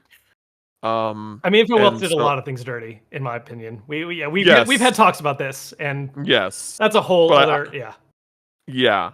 They but I think in the character work of things, like I think that they really dropped the ball with Ichiban. Um in a way that like kind of like what you're saying that like he sticks to his guns as like kind of the person he is. I think that go I think that Push that to too hard of an extreme, or they push that too hard to an extreme and mishandles that by the end of that game in my opinion. Um in a way cuz like even though like Ichiban does have that mentality, he's also like I just feel like that it I think it diminishes his character more than enhances it. Like it's a moment where like they very much want you to feel inspired by Ichiban in his choice, and it does not do that. It does the opposite. It's just like, no, dog. Like I think this is not it. yeah, and I know which thing you're talking about. I think a lot of Yeah. that is, in my mind, that one's execution. Because I think if I read in a summary that he, like, forgives this character or still tries to help them despite things, I'd be like, yeah, that makes sense. The way it's done in the game, I think something that's very much missing for that is a sense of like a climactic tipping point moment. Because it's basically a character that there's a ton of buildup for, and then it gets resolved in like an epilogue. And it's like not like it's almost like someone who you think should have been one of the main final antagonists, like one of the final boss fights, just isn't around for the final boss fight On section, and then it just gets resolved in the epilogue, and that's weird. like when he finds him at the end, I forgot the character existed. Yeah. I was like, "Oh shit, it's that guy." Like that was actually a really prominent part of this story Yes. for most of the game. Like Yeah. uh And arguably was an actual larger antagonist in terms of personal relationships than frickin' absolutely. Bryce. Like the focus on Bryce at the end of that's his name, right? Bryce. I can't even like yeah, the Something leader of like the that. cult. Like such a throwaway villain that was not done well at all. And you have the gold here already of like you have this other character that like sure Bryce is a thing that needs to be resolved and should have been like in the end, but like for actual character development and major conflict resolution, we needed this guy showing up during the end and just is not there. Yeah. Yeah, I think that's my biggest thing for that is that like had he been present and they actually gave a more interesting like climactic resolution between them that then leads to that epilogue, cool. Uh, did not have that in the actual game, which is rough. Yeah, but I do love Ichiban, like not as much as like Kiryu. I understand, like even if you like Ichiban more, or not, I think Ichiban makes more sense because like he is like the more JRPG character, even though like Sure. Yakuza overall is now seen I as a I also think, and this comes down to a little bit to like what the overall character is. I think part of my thing with Ichiban over Kiryu is that I do love Kiryu a lot. It took me 6 games to love Kiryu a lot. Ichiban was like the really first hour. I did not care about Kiryu for like not 6 games. To be honest, I even though it's not my favorite Yakuza by any means, I did not care about or find Kiryu interesting until 3. Like 0, like wow. part of the reason I had so many false starts with 0 was because I could not care about Kiryu's opening plot. And when I finally got to Majima, I was like, oh, okay, I'm really into this now. And I kept playing because I liked the games overall. And like, I liked him fine in 1. I liked him fine in 2. It wasn't until 3 where I was finally like, okay, like I really like Kiryu. Yeah, I liked Kiryu pretty close from the jump. I think like when it gets into like that when he gets into that confliction with Nishiki, that was when I was just like, okay, like I really want to see where this character goes. And then with Kiwami 1 being like the end result of like him and Nishiki, like I really liked it. And like, and just like how the beginning of that game the first game plays out, like uh even though that remake I wish it had the remake treatment that Kiwami 2 did. I do really like Kiwami 1, its story. Um and yeah, and it was really like 3 where I was just like, "Wait, what are we doing with Kiryu? Okay, I guess." Oh Like yeah, it Dad Kiryu is my favorite Kiryu. Like I needed more. Like so much of 1 through 2 is like stoic righteousness that I just didn't find. I do agree that like his relationship with Nishiki and like that like kind of contingent point was very interesting. I just didn't really care about him as a character during those events. Like I think that conflict was interesting. I didn't really care about Kiryu himself. And the moment that we were able to see like a bit of a softer side and a little bit more of him in like full dad mode, I was like, okay, I like this guy a lot more now. Yeah, I don't know. I think because for me, like Kiwami 2 and ending was so good. It was so good.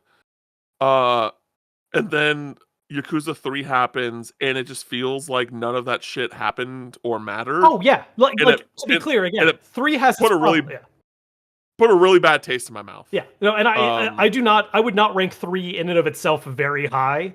I'm just saying, as far as Kiryu's characterization, that was the first time I cared about him as a character. I like so much okay. about 0, 1, and 2. Kiryu was not the selling point to me in any of those games. Wow. Okay. Interesting. I mean, like I can get what you're saying. I Yeah, can get what you're saying, but also like I don't know. I feel like that Kiryu has to play up a part in that, or it just like wouldn't be interesting. You know what I mean? sure. I don't know. But okay. But yeah, each month I like that pick. I like that pick. Hmm. Last is Estelle. Yeah, obviously. I thought that was gonna be Last your is number 1. Estelle. I've just been waiting for Estelle this whole time. Well, it's not ranked. It's not ranked. So I know it's it's not ranked. I'm just No, I felt like I did it in order of what I felt like was like made the most sense, I guess. Mhm. Still like my own list, but like what made the most sense. Yeah, Estelle is incredible. I know people that like don't like Estelle and I like feel like that they just don't understand that that character. And I think like the reason why I really like that character is like, you know, again, outside of being the daughter of like this notable figure, like she is just some girl that likes to catch bugs and go fishing, and she like, you know, and she's not very smart, uh and like the way that the game they play with that a lot is really charming. And but she also like she's like that, you know, I'm not gonna say as far as like those really stereotypical characters that are like dumb as a doornail, but then like every once in a while they'll say something that's so super wise and it's just like, wow, like what the, you know, she's not like, it's not like that black and white, but she is like the kind of the thing that's like great about Estelle is that she is like the yin to Joshua's yang, where like Joshua is like this like responsible, uh calm, collected, intelligent guy, and she's the opposite of that. Yeah. She is clumsy. She is loud. She can be obnoxious. But she also has this like um drive and passion Yeah. for people and like and the things that she loves, and it is like the uh kind of like the non over the top way that like Sora and like to a lesser degree Ichiban is, as that type of character uh work. Um and I think that that is that's really, you know, that's really inspiring. And like, you know, they have this whole bit in her where like where it's like, oh, Estelle has like the smile of like 1,000 suns or something like that. It's something that goes along the line of that. And yeah, it's like she is such a great protagonist in the sense of her character, but also how she plays a part in the plot and like everything that happens, or that's happening around her.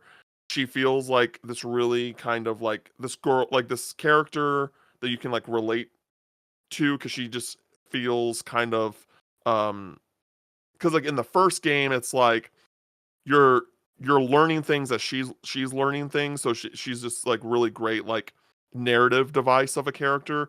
But then like when things like just turn to shit, and like kind of like how the world is just kind of viewed differently, you are kind of lost with her, and you are like figuring things out with her, and like the way that she reacts to things, it all feels like very normal. It feels very like reasonable. Um, but along with her flair to it of like her character. And she's really funny too. Like I think that, and also like she's a fucking female. She's not a dude. And like that's really awesome. That we get a character that, you know, there's a really, really great female main protagonist. Um and yeah, I think that she is, for me, she is the best protagonist in the series so far. And like I think that she is a great representation. I think she should be the representation of that franchise, even though we do have more games with Reen, and like who I think is the worst protagonist of so far. um and like, but I still think that she is like the one to represent like what makes that series special. And I think, and I can't wait for you to see the light Yeah. later this No, year. I look, everything I've gathered from the limited time I've played, plus everyone else's ravings about it, I get the feeling I'd probably walk away absolutely loving her. And if this was a different timeline where we're doing this, you know, a year from now and I have played through them, she'd probably be on my personal list. Like I get that vibe. We'll find out if that's the case or not once I actually get through it. I will say from the limited time I've had with it, one of the things I do like a lot about her as a character and the choice to have her as the lead is the fact that I think in a lot of ways, she represents, again, I'm very early on, so I'm only working with base inclusion here. I feel like Estelle reflects a character trope that like we've seen plenty of times, but are never leads. Like I think the, clumsy, loud, very reactive instead of, the calm thought plan or whatever. Like that's usually like, your secondary supporting cast character or someone that just joins later. And oftentimes doesn't always get the right amount of additional characterization or fleshing out beyond that trope, which I have to imagine is not the case for her being the main character.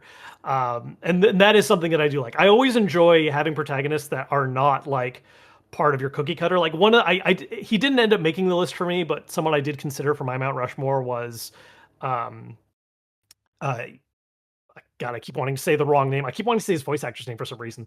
Um, Yuri from Tales of Vesperia. And part of why I love Yuri so Hmm. much is because Tales as a franchise always has the young, idealistic shonen protagonist kind of guy. Like that's just what you have. And then Vesperia is like, hey, what about a jaded 37-year-old who just, might be okay with murder? Like how do we feel for this as a protagonist? And I was like, oh shit, this guy's cool. Just because it was like such a breath of fresh air from like what I think were like stock concepts. And that's part of the vibe that I get from Estelle is that like I've seen this character before, I've seen this concept before, but never as the lead. And so that is something that I'm very interested about learning more with her. Yeah, Um, yeah, good stuff. she's great. I had a hard time with my fourth one. Um, Okay. Part of it is because I was in the mode of just doing JRPGs for a while for my Mount Rushmore, and I had to like break my brain out of that when we pivoted to protagonists. Hmm. Um, this is a weird one. I think part of this one might be just due also to like nostalgia and just general like I like this design a lot. But a character that stuck with me for a long time that I enjoy uh, is Lynn from Fire Emblem. Okay. Have you played that particular entry? No. Okay, so Lynn is one of three protagonists, and admittedly, she's kind of the least fleshed out one of the group. She's like kind of like opening chapter protagonist that you'll play as for an opening arc, and that arc kind of sets up some events for later in the game, but it's almost like one gigantic tutorial chapter, and then she shows up again later and is still a very major character in the story. Um, but I think what part of why I like Lynn so much is that with what little you have to work with, I think she strikes a very interesting protagonist amongst Fire Emblem ones because she falls for some of the Fire Emblem lead tropes of like, oh yes, your kingdom is overtaken by a bad guy and you have to get it back. But part of the major difference with her is that instead of it being the opening chapter is your dad is killed and you have to go on the run, which is like half the Fire Emblem games at the start, she has no idea that she is a lord. Like that's part of the thing is that like Mm. she's living out in the wilds because of her who her mother is. She was basically it's the classic like out of wedlock additional child that we can't like recognize, but now well you know the rest of the line is gone, so it's up to you now to like save your kingdom. And I think she really brought some interesting perspectives and changes from other Fire Emblem characters where there's this line that gets used a lot. I've seen it posted kind of like meme wise a little bit, but I do think it's a great line of that she doesn't love her country, she loves the people in it. And Hmm. that's something that I think is very interesting because so many Fire Emblem characters are so very stock in their approaches to some things and are very just like, I'm the lead character that I need to save, my kingdom because that's my right as the prince and evil make bad guy has taken it over. And there absolutely is still that layer happening with Lynn, but I think she brings a degree of like humanization with other characters that you don't always get as much. I don't know. I always felt like she had a little bit more going on than a lot of other ones did. And she has a badass design. Like that's part of it too. But like I definitely think some of it is the nostalgia of it being the first Fire Emblem that came to the West and being like my introduction to that. Um, but that's always been a character that stuck with me. Like I was so happy when Fire Emblem Warriors happened, and she was one of the few characters to get added that wasn't from like the recent run of games, because that game heavily leaned into just like, oh, Awakening and games after Awakening, right? That's what we're gonna Fates, focus yeah. on. Yeah, Hmm. like most of that cast is Awakening and Fates, and a couple from OG because it's like it's OG Fire Emblem. You have to have a few reps from that. And she was one of the few that like got the cut in because yeah, she's freaking great. Cool. That's dope. Yeah, I it wouldn't be on my Mount Rushmore, but I do want to shout out Robin. I think Robin is a great protagonist as well in Fire Emblem. Yeah. And especially because he So walks a nice line, or they really, because he's, but I always make him a he because it's me. But like, I think Robin walked an interesting line of something that's like kind of, because they're not a silent protagonist, but they are meant to be a little bit of you self-inserting into the mix. And I think they handled it in an interesting way with that game. cool. Cool. Well, now it's time for us to figure this out. Yeah. So to begin with, I think we're on the same page of like Cloud and Red are kind of just like it, right? For an objective list, like a I Pokemon think and a Cloud and Final Red Fantasy, like that's I think they have to be on there. yeah, Yeah. they have to be on there. Yeah, that there's no debate. So that leaves 2 slots. How are we feeling? I think Erdrick has to be on it. I I think Erdrick I'm has to be on it. I'm inclined to agree. Yeah, like there's a part of me that's like, Dragon Quest. Not that they're same, but there is like some similarities to Final Fantasy and Dragon Quest where it's like I want to see a little bit more diversity. But like, it's Erdrick, It's and he is it's such kind of a like he again. I think he's the blueprint of like the JRPG hero. Like even though there's not like, I mean, part of it is because he's a sound protagonist, but like he is, I think, the blueprint for that concept so much. And like Cloud is a more of an example of like the later years where you start getting more character motivations and a little bit more of the style that became more popular in the mid late 90s through the 2000s. Conflicted history and not, I mean, maybe a little bit edgy, but not super edgy. Whereas Erdrick is just like, that is what a JRPG protagonist is. That is what that hero is.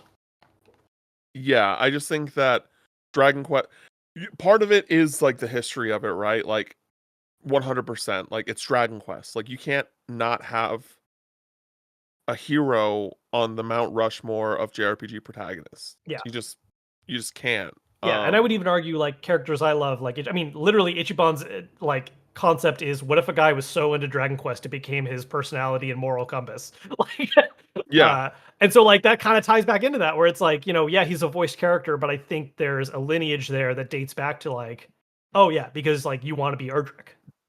yeah. Dragon Quest 3 was the blueprint for so many JRPGs moving forward. That yeah, I can't see it not being on there.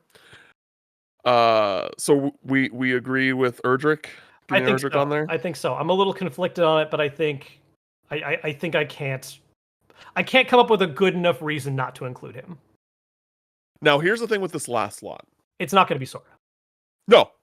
Again, Yeah. I'm okay with that. I'm okay with that. Okay. Cool. I Put my foot understand it. down now. I'm sad about it, but I understand that going into this, I was in the headspace like Sora's not going to be on this, and that's fine. Yeah. Do we put someone on here that we did not bring up on our own personal lists? Yeah. I think absolutely Like, that's an option. do you have any ideas? Is more so what I'm thinking.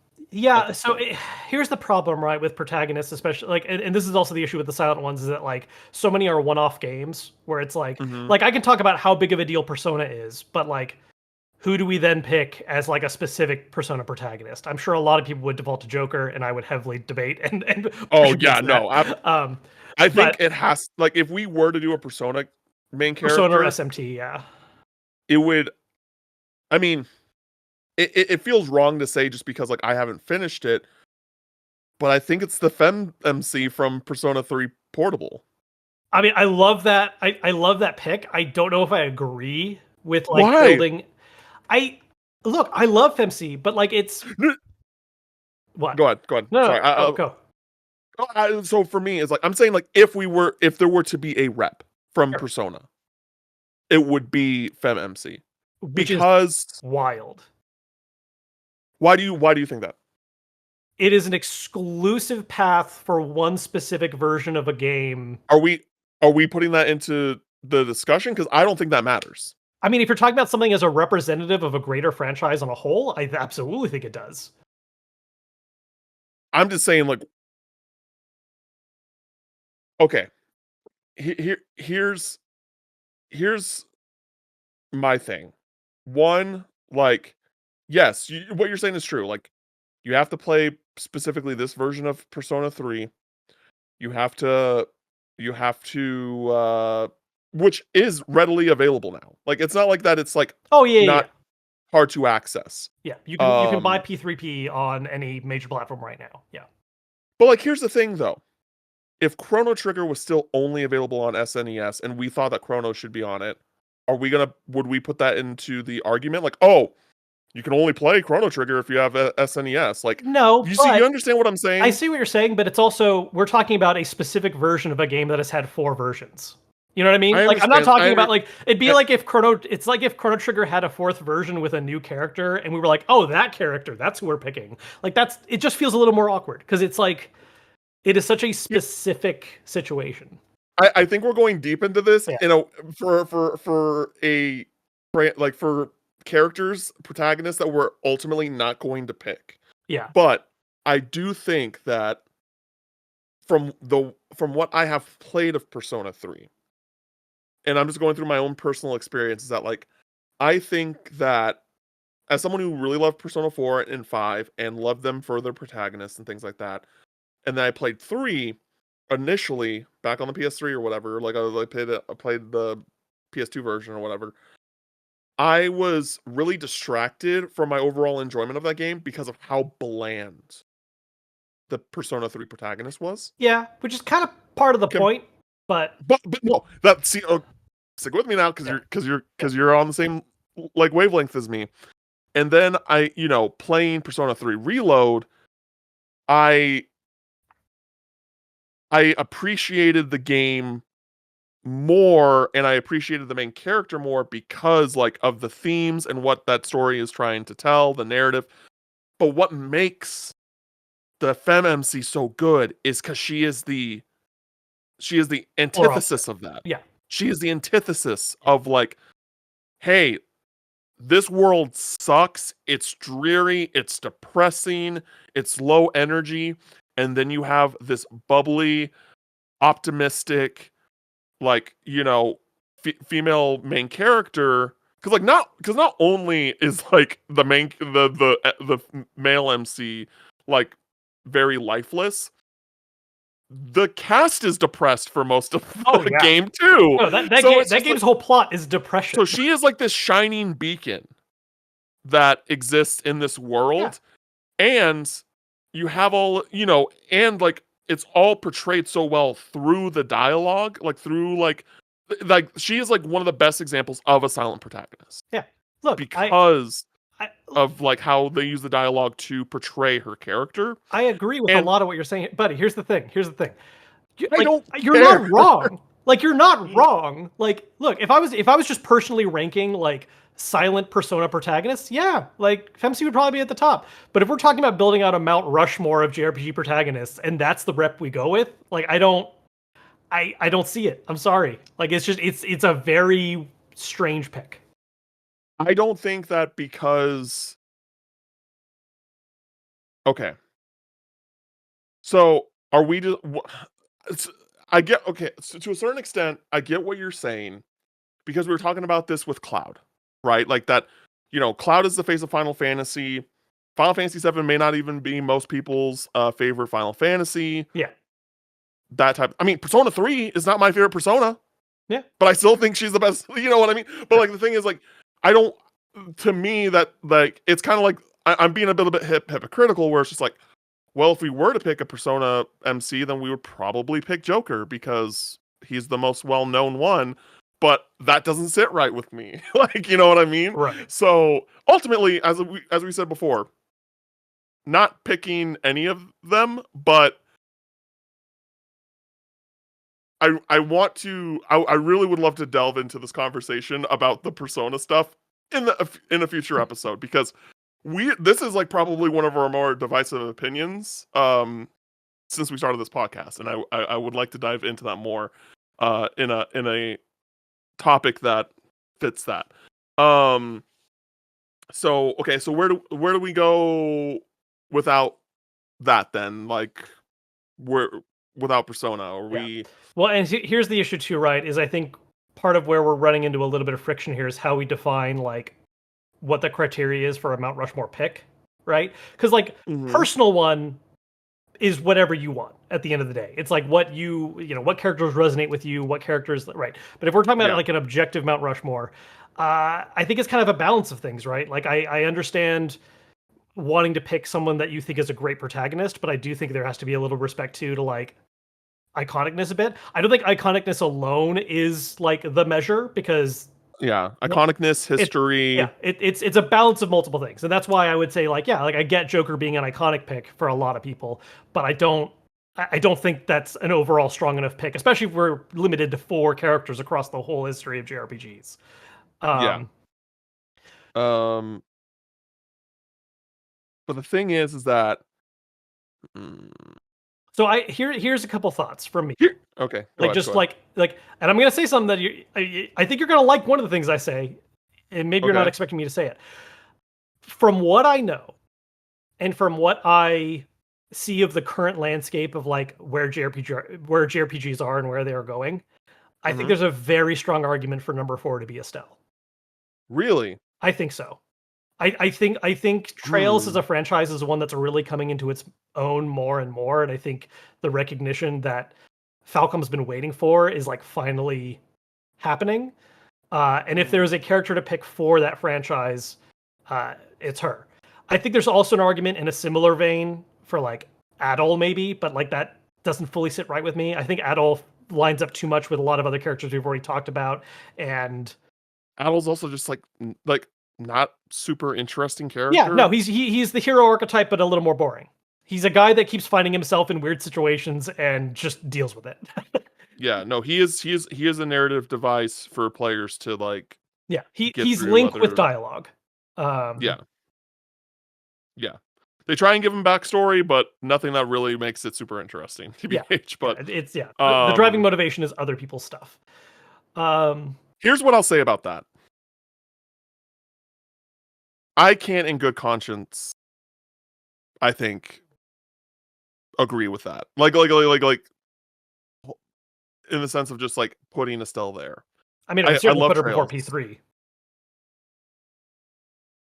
I mean, P3 if you like that's Persona though. Like, I think I gotta give it to Persona before Sure, like but I'm just saying, Trails. yeah. But if we're picking a protagonist, because again, Oh, we're that's talking a about that's true. yeah, But like the series also has to have a relevancy in the discussion as well too. Like, yeah, Estelle way better than any of the Persona protagonists, 100%. yeah, But then also Persona Persona's like relevancy over Trails is the opposite, right? It's like sure, it's hard to juggle those things. yeah, Um and then because like I do think that, Trails is gaining more steam and stuff like that, but I don't know. I it just doesn't feel right in like if we're trying to be like as objective as we can, sure. of course. I just don't see it. Okay, here's my solution. Like Sora would have to go over Estelle. You know what I mean? Like we're basically at a point now where we have to pick someone more deserving than Sora. In my opinion. This is how I'm looking at it at Sure, this point. yeah, which I don't know I fully agree with, but like, yeah. Um, Okay. Here's my solution. We get Okay. Persona, we get Persona, and we get SMT representation by putting Jack Frost on there. He stars in Jack Bros for the Nintendo. Mm. Like it. There we uh go. There's my solution. Jack Frost is up there. Hee Ho Boy on the list. Done. Put it in ink. do we think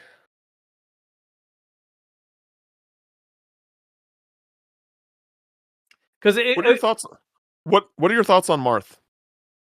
I had that thought.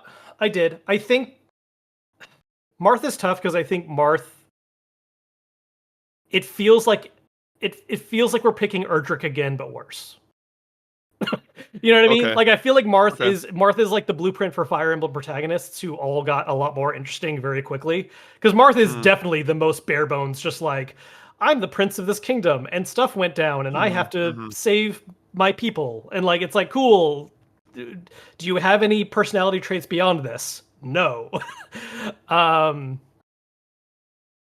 Okay. yeah, I'm because I think if because I get where you're going for this because it's like we have Final Fantasy, we have Pokemon, we have Dragon Quest. Like it almost feels like we should pick another iconic franchise. And I feel like in the lineup these days, the way people talk about franchises, Persona and SMT is like that greater Atlas umbrella is kind of like the thing would be the fourth game there.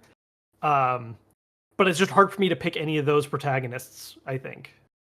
yeah, I'm looking at some just like made lists at this point. And first off, no Trails representation at all, so I saw that makes Trails me in a few sad. lists when I was looking recently. Okay, well that just this one list I've looked at. But I think that at this point we're kind of like at a hey, we pick someone from Trails, we pick someone from Persona, we pick Sora, or we're going to pick some sort of like one-off character. Um and even then, like if we really want to open this can of worms, we could do the Yakuza route, but I'm 100% fighting for Kiryu over Ichiban. Sure, and I get that. I understand that. I don't. So, I yeah. I feel like I would. Yeah, that's a tough one. That's a tough one. I get it. I get it. Especially because if it's like who represents Yakuza. Like as much as I love Ichiban, he's meant to be the future. They've already even given up on that a little bit because Kiryu's back in the limelight immediately, and they're already setting up like the next game's going to be about him, even though Ichiban's around. Um, Because then there's also like there's Lloyd Irving, and I know that you're not crazy about like most of the Tales protagonists, but Lloyd I is a really beloved. I mean, like Like if I had to pick one of the boy heroes of Tales, it's Lloyd, certainly. Um, yeah. Like if I was picking a Tails rep, like I feel like Lloyd would definitely be. I mean, Symphonia is like how that series got popular in the West. It wasn't the first one in the West, but it is certainly the one that I think had the biggest impact. that popularized it for Yeah. sure. And then also like yeah, I think we like I get that you don't want Sora on there because you don't want three square reps. I get it, but I think we're at this point now where like we need to and again, I'm open to to Sora not being there. Yeah. I like I'm okay with that. I've come to terms with it. But we need to find someone that makes sense that would take over Sora's spot. Hmm. Um and we just got to kind of we just kind of got to figure out we got to make a short list. We got to make a short list. So let's make a short list right now. So we got Kiryu slash Ichiban. We'll just do that for now. Sure. Kiryu slash Ichiban. Do you want Chrono to be in the conversation? No. Okay, so Chrono's out. Yeah. I don't. I know. Like again, if we were doing games, I would very much argue in favor of Chrono Trigger, and I would not stop yelling about it. But if we're doing protagonists, I like Chrono. I would not put him up there. Okay, so Kiryu slash Ichiban, Estelle, Persona MC, a Persona MC. Yeah. Is there anyone else that's just like, oh, this has got to like? Do you think that we should put Lloyd Irving on there, or I I don't think Lloyd is walking with this Yeah, crew. I I'm was gonna say. sorry. I was Like gonna I say. love Lloyd Irving, but I think Lloyd like meets the minimum requirements. But if I'm like, I don't think. I think he's. It's like we know he's going to qualify, but we know he's not going to win. You know what I mean? yeah, exactly. Like a participation award. Like I don't see that Yeah. happening. And so it is. Here's the thing that's frustrating about it is that with I just want to talk about Estelle and well, the thing is like for all three of these companies to various degrees were like studios that did not that at a certain point were releasing quality games without the recognition that they really deserved. Sure. You know, and like one by one, like Atlas. I would argue it was like Atlas first, then RGG, and like seemingly soon Falcom are all now getting the attention that they deserved for years now. Sure. So they all have the same kind of arguments where like all of these studios have always made good games, but like what do we do with what do we do with that? Yeah. And that's the thing that's frustrating about it, is that because Cloud, Erdrick, and Red, none of them can come off. None of them can come off. And let me be clear about something too. I think for part of my argument against Sora, it's not even honestly that it's another Square rep. It's that I think there's a bit too much. Like I feel like that's Sora is a continuation of a lot of concepts that we're already seeing in some of those characters. Like I think Red and Erdrick both serve as like some influence for seeing what we get with Sora, and like I just don't like. Part of my drive with stuff like this, especially when it comes to a Mount Rushmore, is like I need to see a little bit of diversity in the lineup. Not necessarily like hardcore diversity, like, oh, we need to have a woman. I'm not saying that necessarily, but I need to have something that isn't so much so, like we can't have 4 dudes with spiky hair on a lineup. You know what I mean? Like I just can't have that. Sure. And so that's a large like if we were pushing like if we pushed like I would even be more in favor of something like Yuna than I would be for Sora, because I think there's an interesting different kind of character aspect there that is being represented. I see where you're coming with that. No. No, you disagree. Yeah. But also, like I don't agree with the Erdrick and Sora I don't agree with that, but that's fine. But like that's fine. Like I don't need Sora. I don't need Sora in there. Yeah. And if that's like a part of it, then I get that. So like, and I do think that Kiryu / Ichiban, Estelle, I think at this, we're doing protagonists. Yeah. We're doing protagonists. Yep. And I don't think any of the Atlas protagonists sit at the table with Estelle or Kiryu / Ichiban. So do we agree to cut the Persona protagonists? I'm not saying that they're not great. Yeah. I'm not saying that they're not great, but we're talking about Mount Rushmore. We're talking about top 4. We're talking about Rushmore. And look, and if I'm being really honest with myself, I feel like a different pair of people talking about this and arguing it would very likely end up with just of easily picking Joker as the 4th one, but I'm not going to do that here. And again, and again, if we were to open the can of worms of like best Persona protagonist, I'm not picking Joker. No, I'm not. Neither am I. Like so. No, but if we're getting into the iconicness argument a little bit as part of it, right? Because that is again not the sole qualifier, but it does play a role. I think we're both going to be very stubborn about that particular pick. Yeah. Also, just for like, I'm not going to go as far to say that like I think it's like he's better, but I think he sits at the table. I think he's in the conversation, like along with other like the best Atlas, like a JRPG protagonist. But Itsuki like definitely sits at the table. Like there's a conversation there, I think, for Itsuki. But yeah, so all right,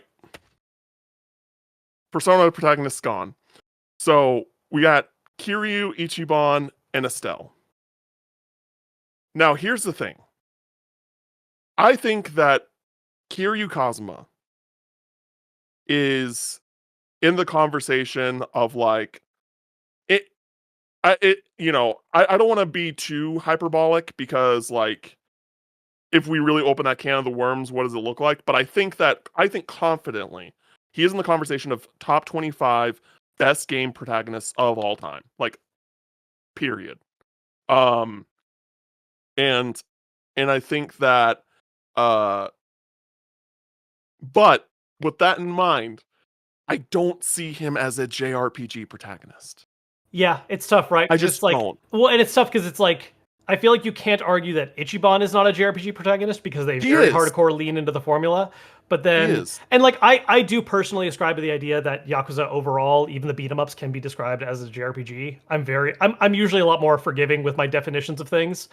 Some people hate the idea of calling those JRPGs. Um, I think they still count, but it is weird. It is weird to be like, oh, top JRPG protagonists of all time, Kiryu number 4. You know, like it does feel a little odd. It does. Like, it's not wrong, but I don't know if I like saying that. Yeah, it's like I just it wasn't until Like a Dragon where I even remotely saw the series as a JRPG series. It was just an action, it was an action adventure game basically, and that's fine. But I just I just don't see because even now, like it doesn't. We're still getting new games that aren't JRPGs in that world, Yeah. and so it's really just like when Ichiban is like the main character, we get the JRPG combat, and so like it's hard to like for me to be like because again like I'm gonna make the argument that if there was a Yakuza rep, it's gonna be Kiryu. Like it just can't Oh like no! e- If there's a single face for the whole, absolutely. Like I love Ichiban, and as a character, I like him more. But if we were talking about who is the face of Yakuza, there is no room to argue against Kiryu. Like I completely concede yeah. that. Like I would not push that narrative. So are we putting Estelle on the Mount Rushmore? I honestly think there's an argument for it, personally. I think that's I haven't even played it thoroughly. I just from what I know of her and of Trails' current, like I think this is the thing too, right? Like Mount Rushmores like this are always at the mercy of when they're being talked about. yes. And I think based on the trajectory we're seeing, I feel like if we had this conversation 5, 6 years ago, probably wouldn't picture. If we're having this conversation Nope. 5, 6 years from now, I think it's almost like, yeah, we picked. Like, I think we're at a flux point for Trails' recognition and fandom of it. And I'm saying this as someone who is not invested yet, right? Like, Yeah. I'm coming at this purely from how I see other people From an talk outside about it. perspective. Yeah, I'm coming from an outside, and I admit it's a weird pick because it's kind of like you're picking the up and comer to totally be on there. But I also think again, part of my logic is my need for like having interesting different choices. And I think Estelle really rounds out that lineup very nicely in a way that I think is good. One thing that's also really cool about Estelle doesn't use a sword, uses a staff. Like not a, Yeah. she's not that same kind of Oh yeah, I mean that's one of the things I love about we haven't been able to talk about this too extensively before, but like one thing I love about a lot of Suikoden protagonists is that they're mostly martial artists that don't use swords. The first character is a staff as well. Second character is Tonfaz. Like they always have a sword character who's like important and sometimes even antagonist, and the lead is like not that. Now, before we cement this, because I want to cover all of our bases Sure. before people come at us in the comments saying Like, that did we we're forget a fucking idiots. franchise or something that you're about to bring up? How are we feeling about Shulk? I I know look, you're not super into I'm not a Xenoblade sicko. as I am, I'm not or a sicko. I'm not a Xenoblade. Yeah, because here's the thing. Like it's that's tough for me because here's my problems with picking Shulk. A couple of them. okay, okay, Um, w- First off, let's go with the idea that we should pick a. Let's say the assumption is we should pick a Xenoblade protagonist, right? Like it's like, hey, we got to pick a Xenoblade rep. Is it Shulk? Like I like Shulk. I like him it's more. Shulk. I mean, dude, don't get me wrong. I freaking hate Xenoblade 2's lead, but like, there's a lot more love for like 2 and 3 than there is for 1.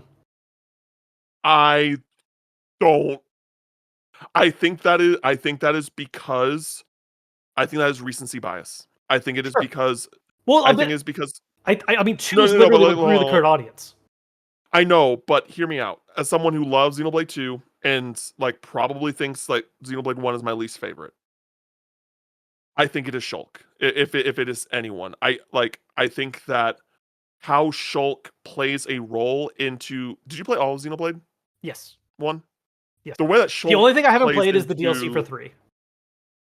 Okay, yeah, me too. The way that Shulk plays into the narrative of Xenoblade Chronicles, like just the game of itself and at large,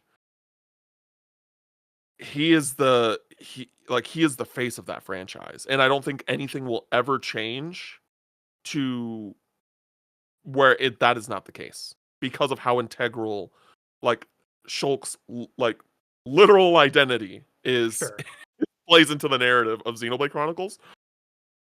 But even though I again probably my least favorite game of the three, um, and I think that most people, if you ask like a Xenoblade Chronicles fan who is the face of Xenoblade Chronicles, they're gonna say Shulk. Like people that are actual like Xenoblade Chronicles sickos. I would be They're very like, interested in seeing a poll result of this, because at least based on my interactions with people who are Xenoblade sickos, I don't think I've seen that trend. really? I would love for that to be the case. I Like would I'm like just that. saying that like I'm just saying like if there was a new Smash Bros. And there was a single Xenoblade Chronicles rep to start, Pyramethra. no, It would be it's Shulk. Pyramethra. It would be Pyramethra. If it was between, if they were only gonna have a single Xenoblade rep, I don't think Shulk beats them out. Are you saying that specifically for fan service purposes, or are you saying that for I'm like saying that for popularity. Which you can argue we can debate why there's popularity if you want to say that's only because of fan service or because of actual good so writing you in the think characters. so do you But think that well, here's the thing. Pyramithra is a little like okay, let me clarify. A Xenoblade Chronicles rep that is a yeah, protagonist. no, I get that. I'm just saying I was talking about the Shulk is going to definitely get it before Rex and Noah. Like sure. I would be I would be shocked if Oh it yeah, wasn't. especially because Because oh also the Monado is like an icon. Like if we were doing like the Mount Rushmore of JRPG weapons, the Monado is probably on there. yeah, And I and would be so down for that. Yeah, and so it's just like one of those things where like I think that if you don't want to put Shulk on there, if you don't feel like that is the thing, I think that we are on different wavelengths on like the uh importance and like significance of Shulk in sure, this franchise. sure.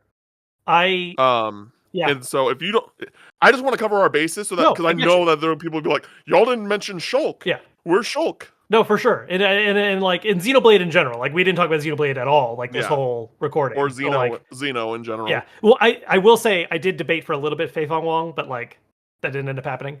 But Mm. that's also getting into classic Xeno, which I do think there's a bit of a division between like pre and post Blade. Um, I think no on Shulk. Okay, I think there is an argument for him. Absolutely. Like okay, I'm not going to be like no. Like I'm not. This is not a dismissive, but I don't think so. okay, okay. That's fine with me. I just wanted to cover our bases Yeah, there, and I then gotcha. Ness. Oh, that's interesting. That is interesting. Um. I Oh, I hope I didn't open a can of worms here. Because probably. for me, the answer is no. I think no. I think while they're not the Like I same, while they're not the same, I feel like Red touches a little bit into this for me. Like, for me, and I could be off base here. I feel like Earthbound is a bit of a like not not in the actual phrase cult classic. I think it's just it has its audience, and I think that people outside of that audience still do know the significance of Earthbound. But I personally wouldn't be like this is the base of like this is like sure, this should be on the Mount Rushmore. sure. I mean, well, like if you were telling someone to play it, like if it was like, hey, what JRPG should I play to get into the genre? No one would start with Earthbound. No. Earthbound is certainly in the canon of things to play and check out and like know Yes. of, but it is not it is not a game that I think represents the general face of what people think of when they think Yeah, and I think what's also great if we are deciding to put Estelle on there is that Estelle is a great like a Estelle representing Trails is a great representation of like what the genre can offer, right? Sure. Because you have like the Final Fantasy where it's like, hey, this is a series that is about um experimenting with new ideas in each entry, trying to push the barrier forward. Sometimes it works, sometimes it doesn't, but regardless, everyone will come to play a Final Fantasy. Dragon Quest is like very much a like, hey, your like the general like kind of gameplay experience is going to be very similar, but we introduce like new worlds, new ideas there, like, and it's like that kind of it is that comfort food of a JRPG. Like it is reliable in what it offers. And Yeah. then there's Pokemon, which is it's It's Pokemon. Pokemon. You gotta Like you can't it's like we can Pokemon. it like Literally, it's yeah, Pokemon. well, and part of that is also just like engineering an entire specific subgenre, right? Like I don't know Yeah. if there's any historical precedence of a game that was similar that did it before Pokemon, but Pokemon is certainly the thing that made the monster RPG a thing, like at Yeah. large. Yeah. And then, Trails is this like very long running series with a rich cast of characters and world building and like there's really no other JRPG franchise that offers what Trails Yeah. offers. I did have one So other random one to throw out.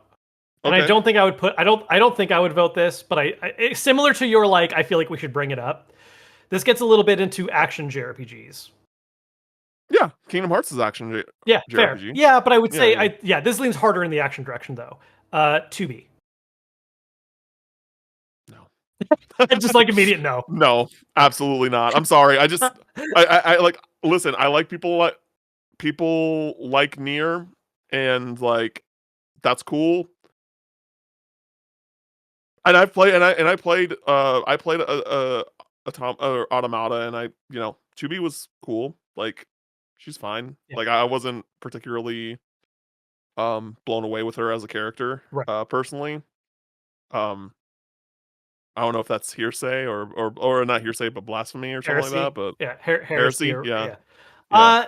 No, I mean like I'm inclined to agree because like here's the thing, like I this was coming a little bit from the just like making sure we touched on that series.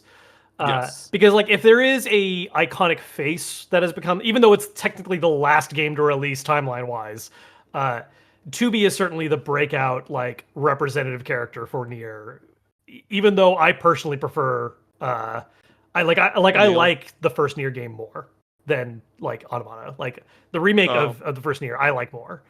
Um, yeah. but like Yeah, I mean like I that would not argue that like the protagonist of Nier is more iconic than 2B. Like 2B is a breakout character. And part of that is fan service design and that kind of thing, but like there are people that also really enjoy her particular story and sure. character arc as part of Automata. I mean, I'm more so when I think of Nier, I think of Emil or I think of Grimoire Weiss, but Yeah, Emil's probably the closest thing to like an overarching representative. Um but as far as the yeah. iconic argument goes, yeah. Yeah. Okay, I mean, but I cuz we think, anyways, 'cause- yeah. I think we're just, I think we're gonna leave it with Estelle. Okay. I think it's happening. So Cloud, Erdrick, Red and Estelle. I think That's what so. we're going with. I think so. All right, we're putting a stamp on it. There it is. At least until next time. Yeah. I'm very curious. I do hope we actually get some comments and thoughts on like some of the characters we decided not to because I think we did a good job at like explaining like why we were not going with this character because of like this series Sure. or like whatever like that because I again because the people that we brought up everyone that we brought up like I to a to a certain extent for one reason or another like deserve to be talked about. Sure. Like, so I uh think our most controversial leave out, and this will probably, I mean, and this plays a little bit into like what you qualify as why you pick something for a Mount Rushmore. I think that the most controversial ones will be Joker and Sora, like easily. Like I think those are gonna be the yeah. ones that we, and Joker is the one that we like. Sora we debated a little bit. Joker was we were both like a no on, and I think there's gonna be people who are like, why would you not include? Joker is a great protagonist. Like, let's just say right now, Joker is a great protagonist. He's not my favorite Persona protagonist. I get why people love Joker, and again, it is that recency aspect to it, right? Yeah. Where like, And it's the breakout hit again. Like I think yeah, that's it's the exactly. So people are going to be passionate about Joker, and I get it. I like Joker a lot, um, but I think that he is not the best Persona protagonist, and we did not agree as a collective on what that Persona protagonist rep should be, and there are other protagonists that we think are better. Because again, like there is the reference to the franchise, sure, but it's also like that only plays a part of it too. Like it yeah. is also just like the protagonist in and of itself. Sure. And so Again, you if we were doing straight up just JRPGs, I think very likely a Persona would have ended up potentially on this list, or it would have been argued for a lot more than we did for Joker. huh. Okay. Well, let me Interesting. rephrase. If we were going by series and not necessarily just individual games. Oh, okay. If we're going by franchises, yeah, definitely more of a push, I would Yeah, say. More of much a more. push. Yeah, I'm thinking from a If it was just franchise like standpoint. one-off titles, Yeah, because it would be I think hard. there's and this is a little more nebulous, but there's a Mount Rushmore where you're talking about just what four reps there are. Doesn't matter if they're protagonists. Doesn't matter if it's only for one specific game or for an overarching series. I non-jokingly think there's a situation where you have like Slime being one of the four, or even Oh, Jack yeah. Frost. Because it's Yeah, like Slime, Jack Frost, a Chocobo, a Heartless, like a Moogle, like Chocobo or Moogle. there's Yeah, for certainly there's an argument there between yeah, those so two. there's definitely And Pikachu. I mean, if this is you oh, just and yeah, and Pikachu. yeah. There For we go. sure. We did For that sure. Mount Rushmore in 4 seconds. That's Yeah, there you no, go. like There's the it franchise one. yeah, we could do that pretty quickly. I mean, I think that there would have to be a debate between because I think the three would be Pikachu, Slime, Moogle, but then it's like, do we do Heartless or do we do Jack Jack Frost? Frost. And no, Heartless though. Jack Frost. I'm sorry, bud. Heartless. I'm sorry, What are you bud. talking about? I'm sorry. What about Mr. No, Saturn? I mean, like that goes back again to why we didn't include Ness. I guess, but I love but Mr. Saturn's cool. He is great. Hey, look, I love weird little Okay, guys. He is a weird little guy. Anyways, yeah. Thank you everybody for listening to this week's podcast. You can find me at Cam Final Mix on socials. You can find Kevin at Kevin Kenson. Hopefully we'll have some thoughts on Expedition 33 next week to talk about. But until next time, we'll catch you later. later.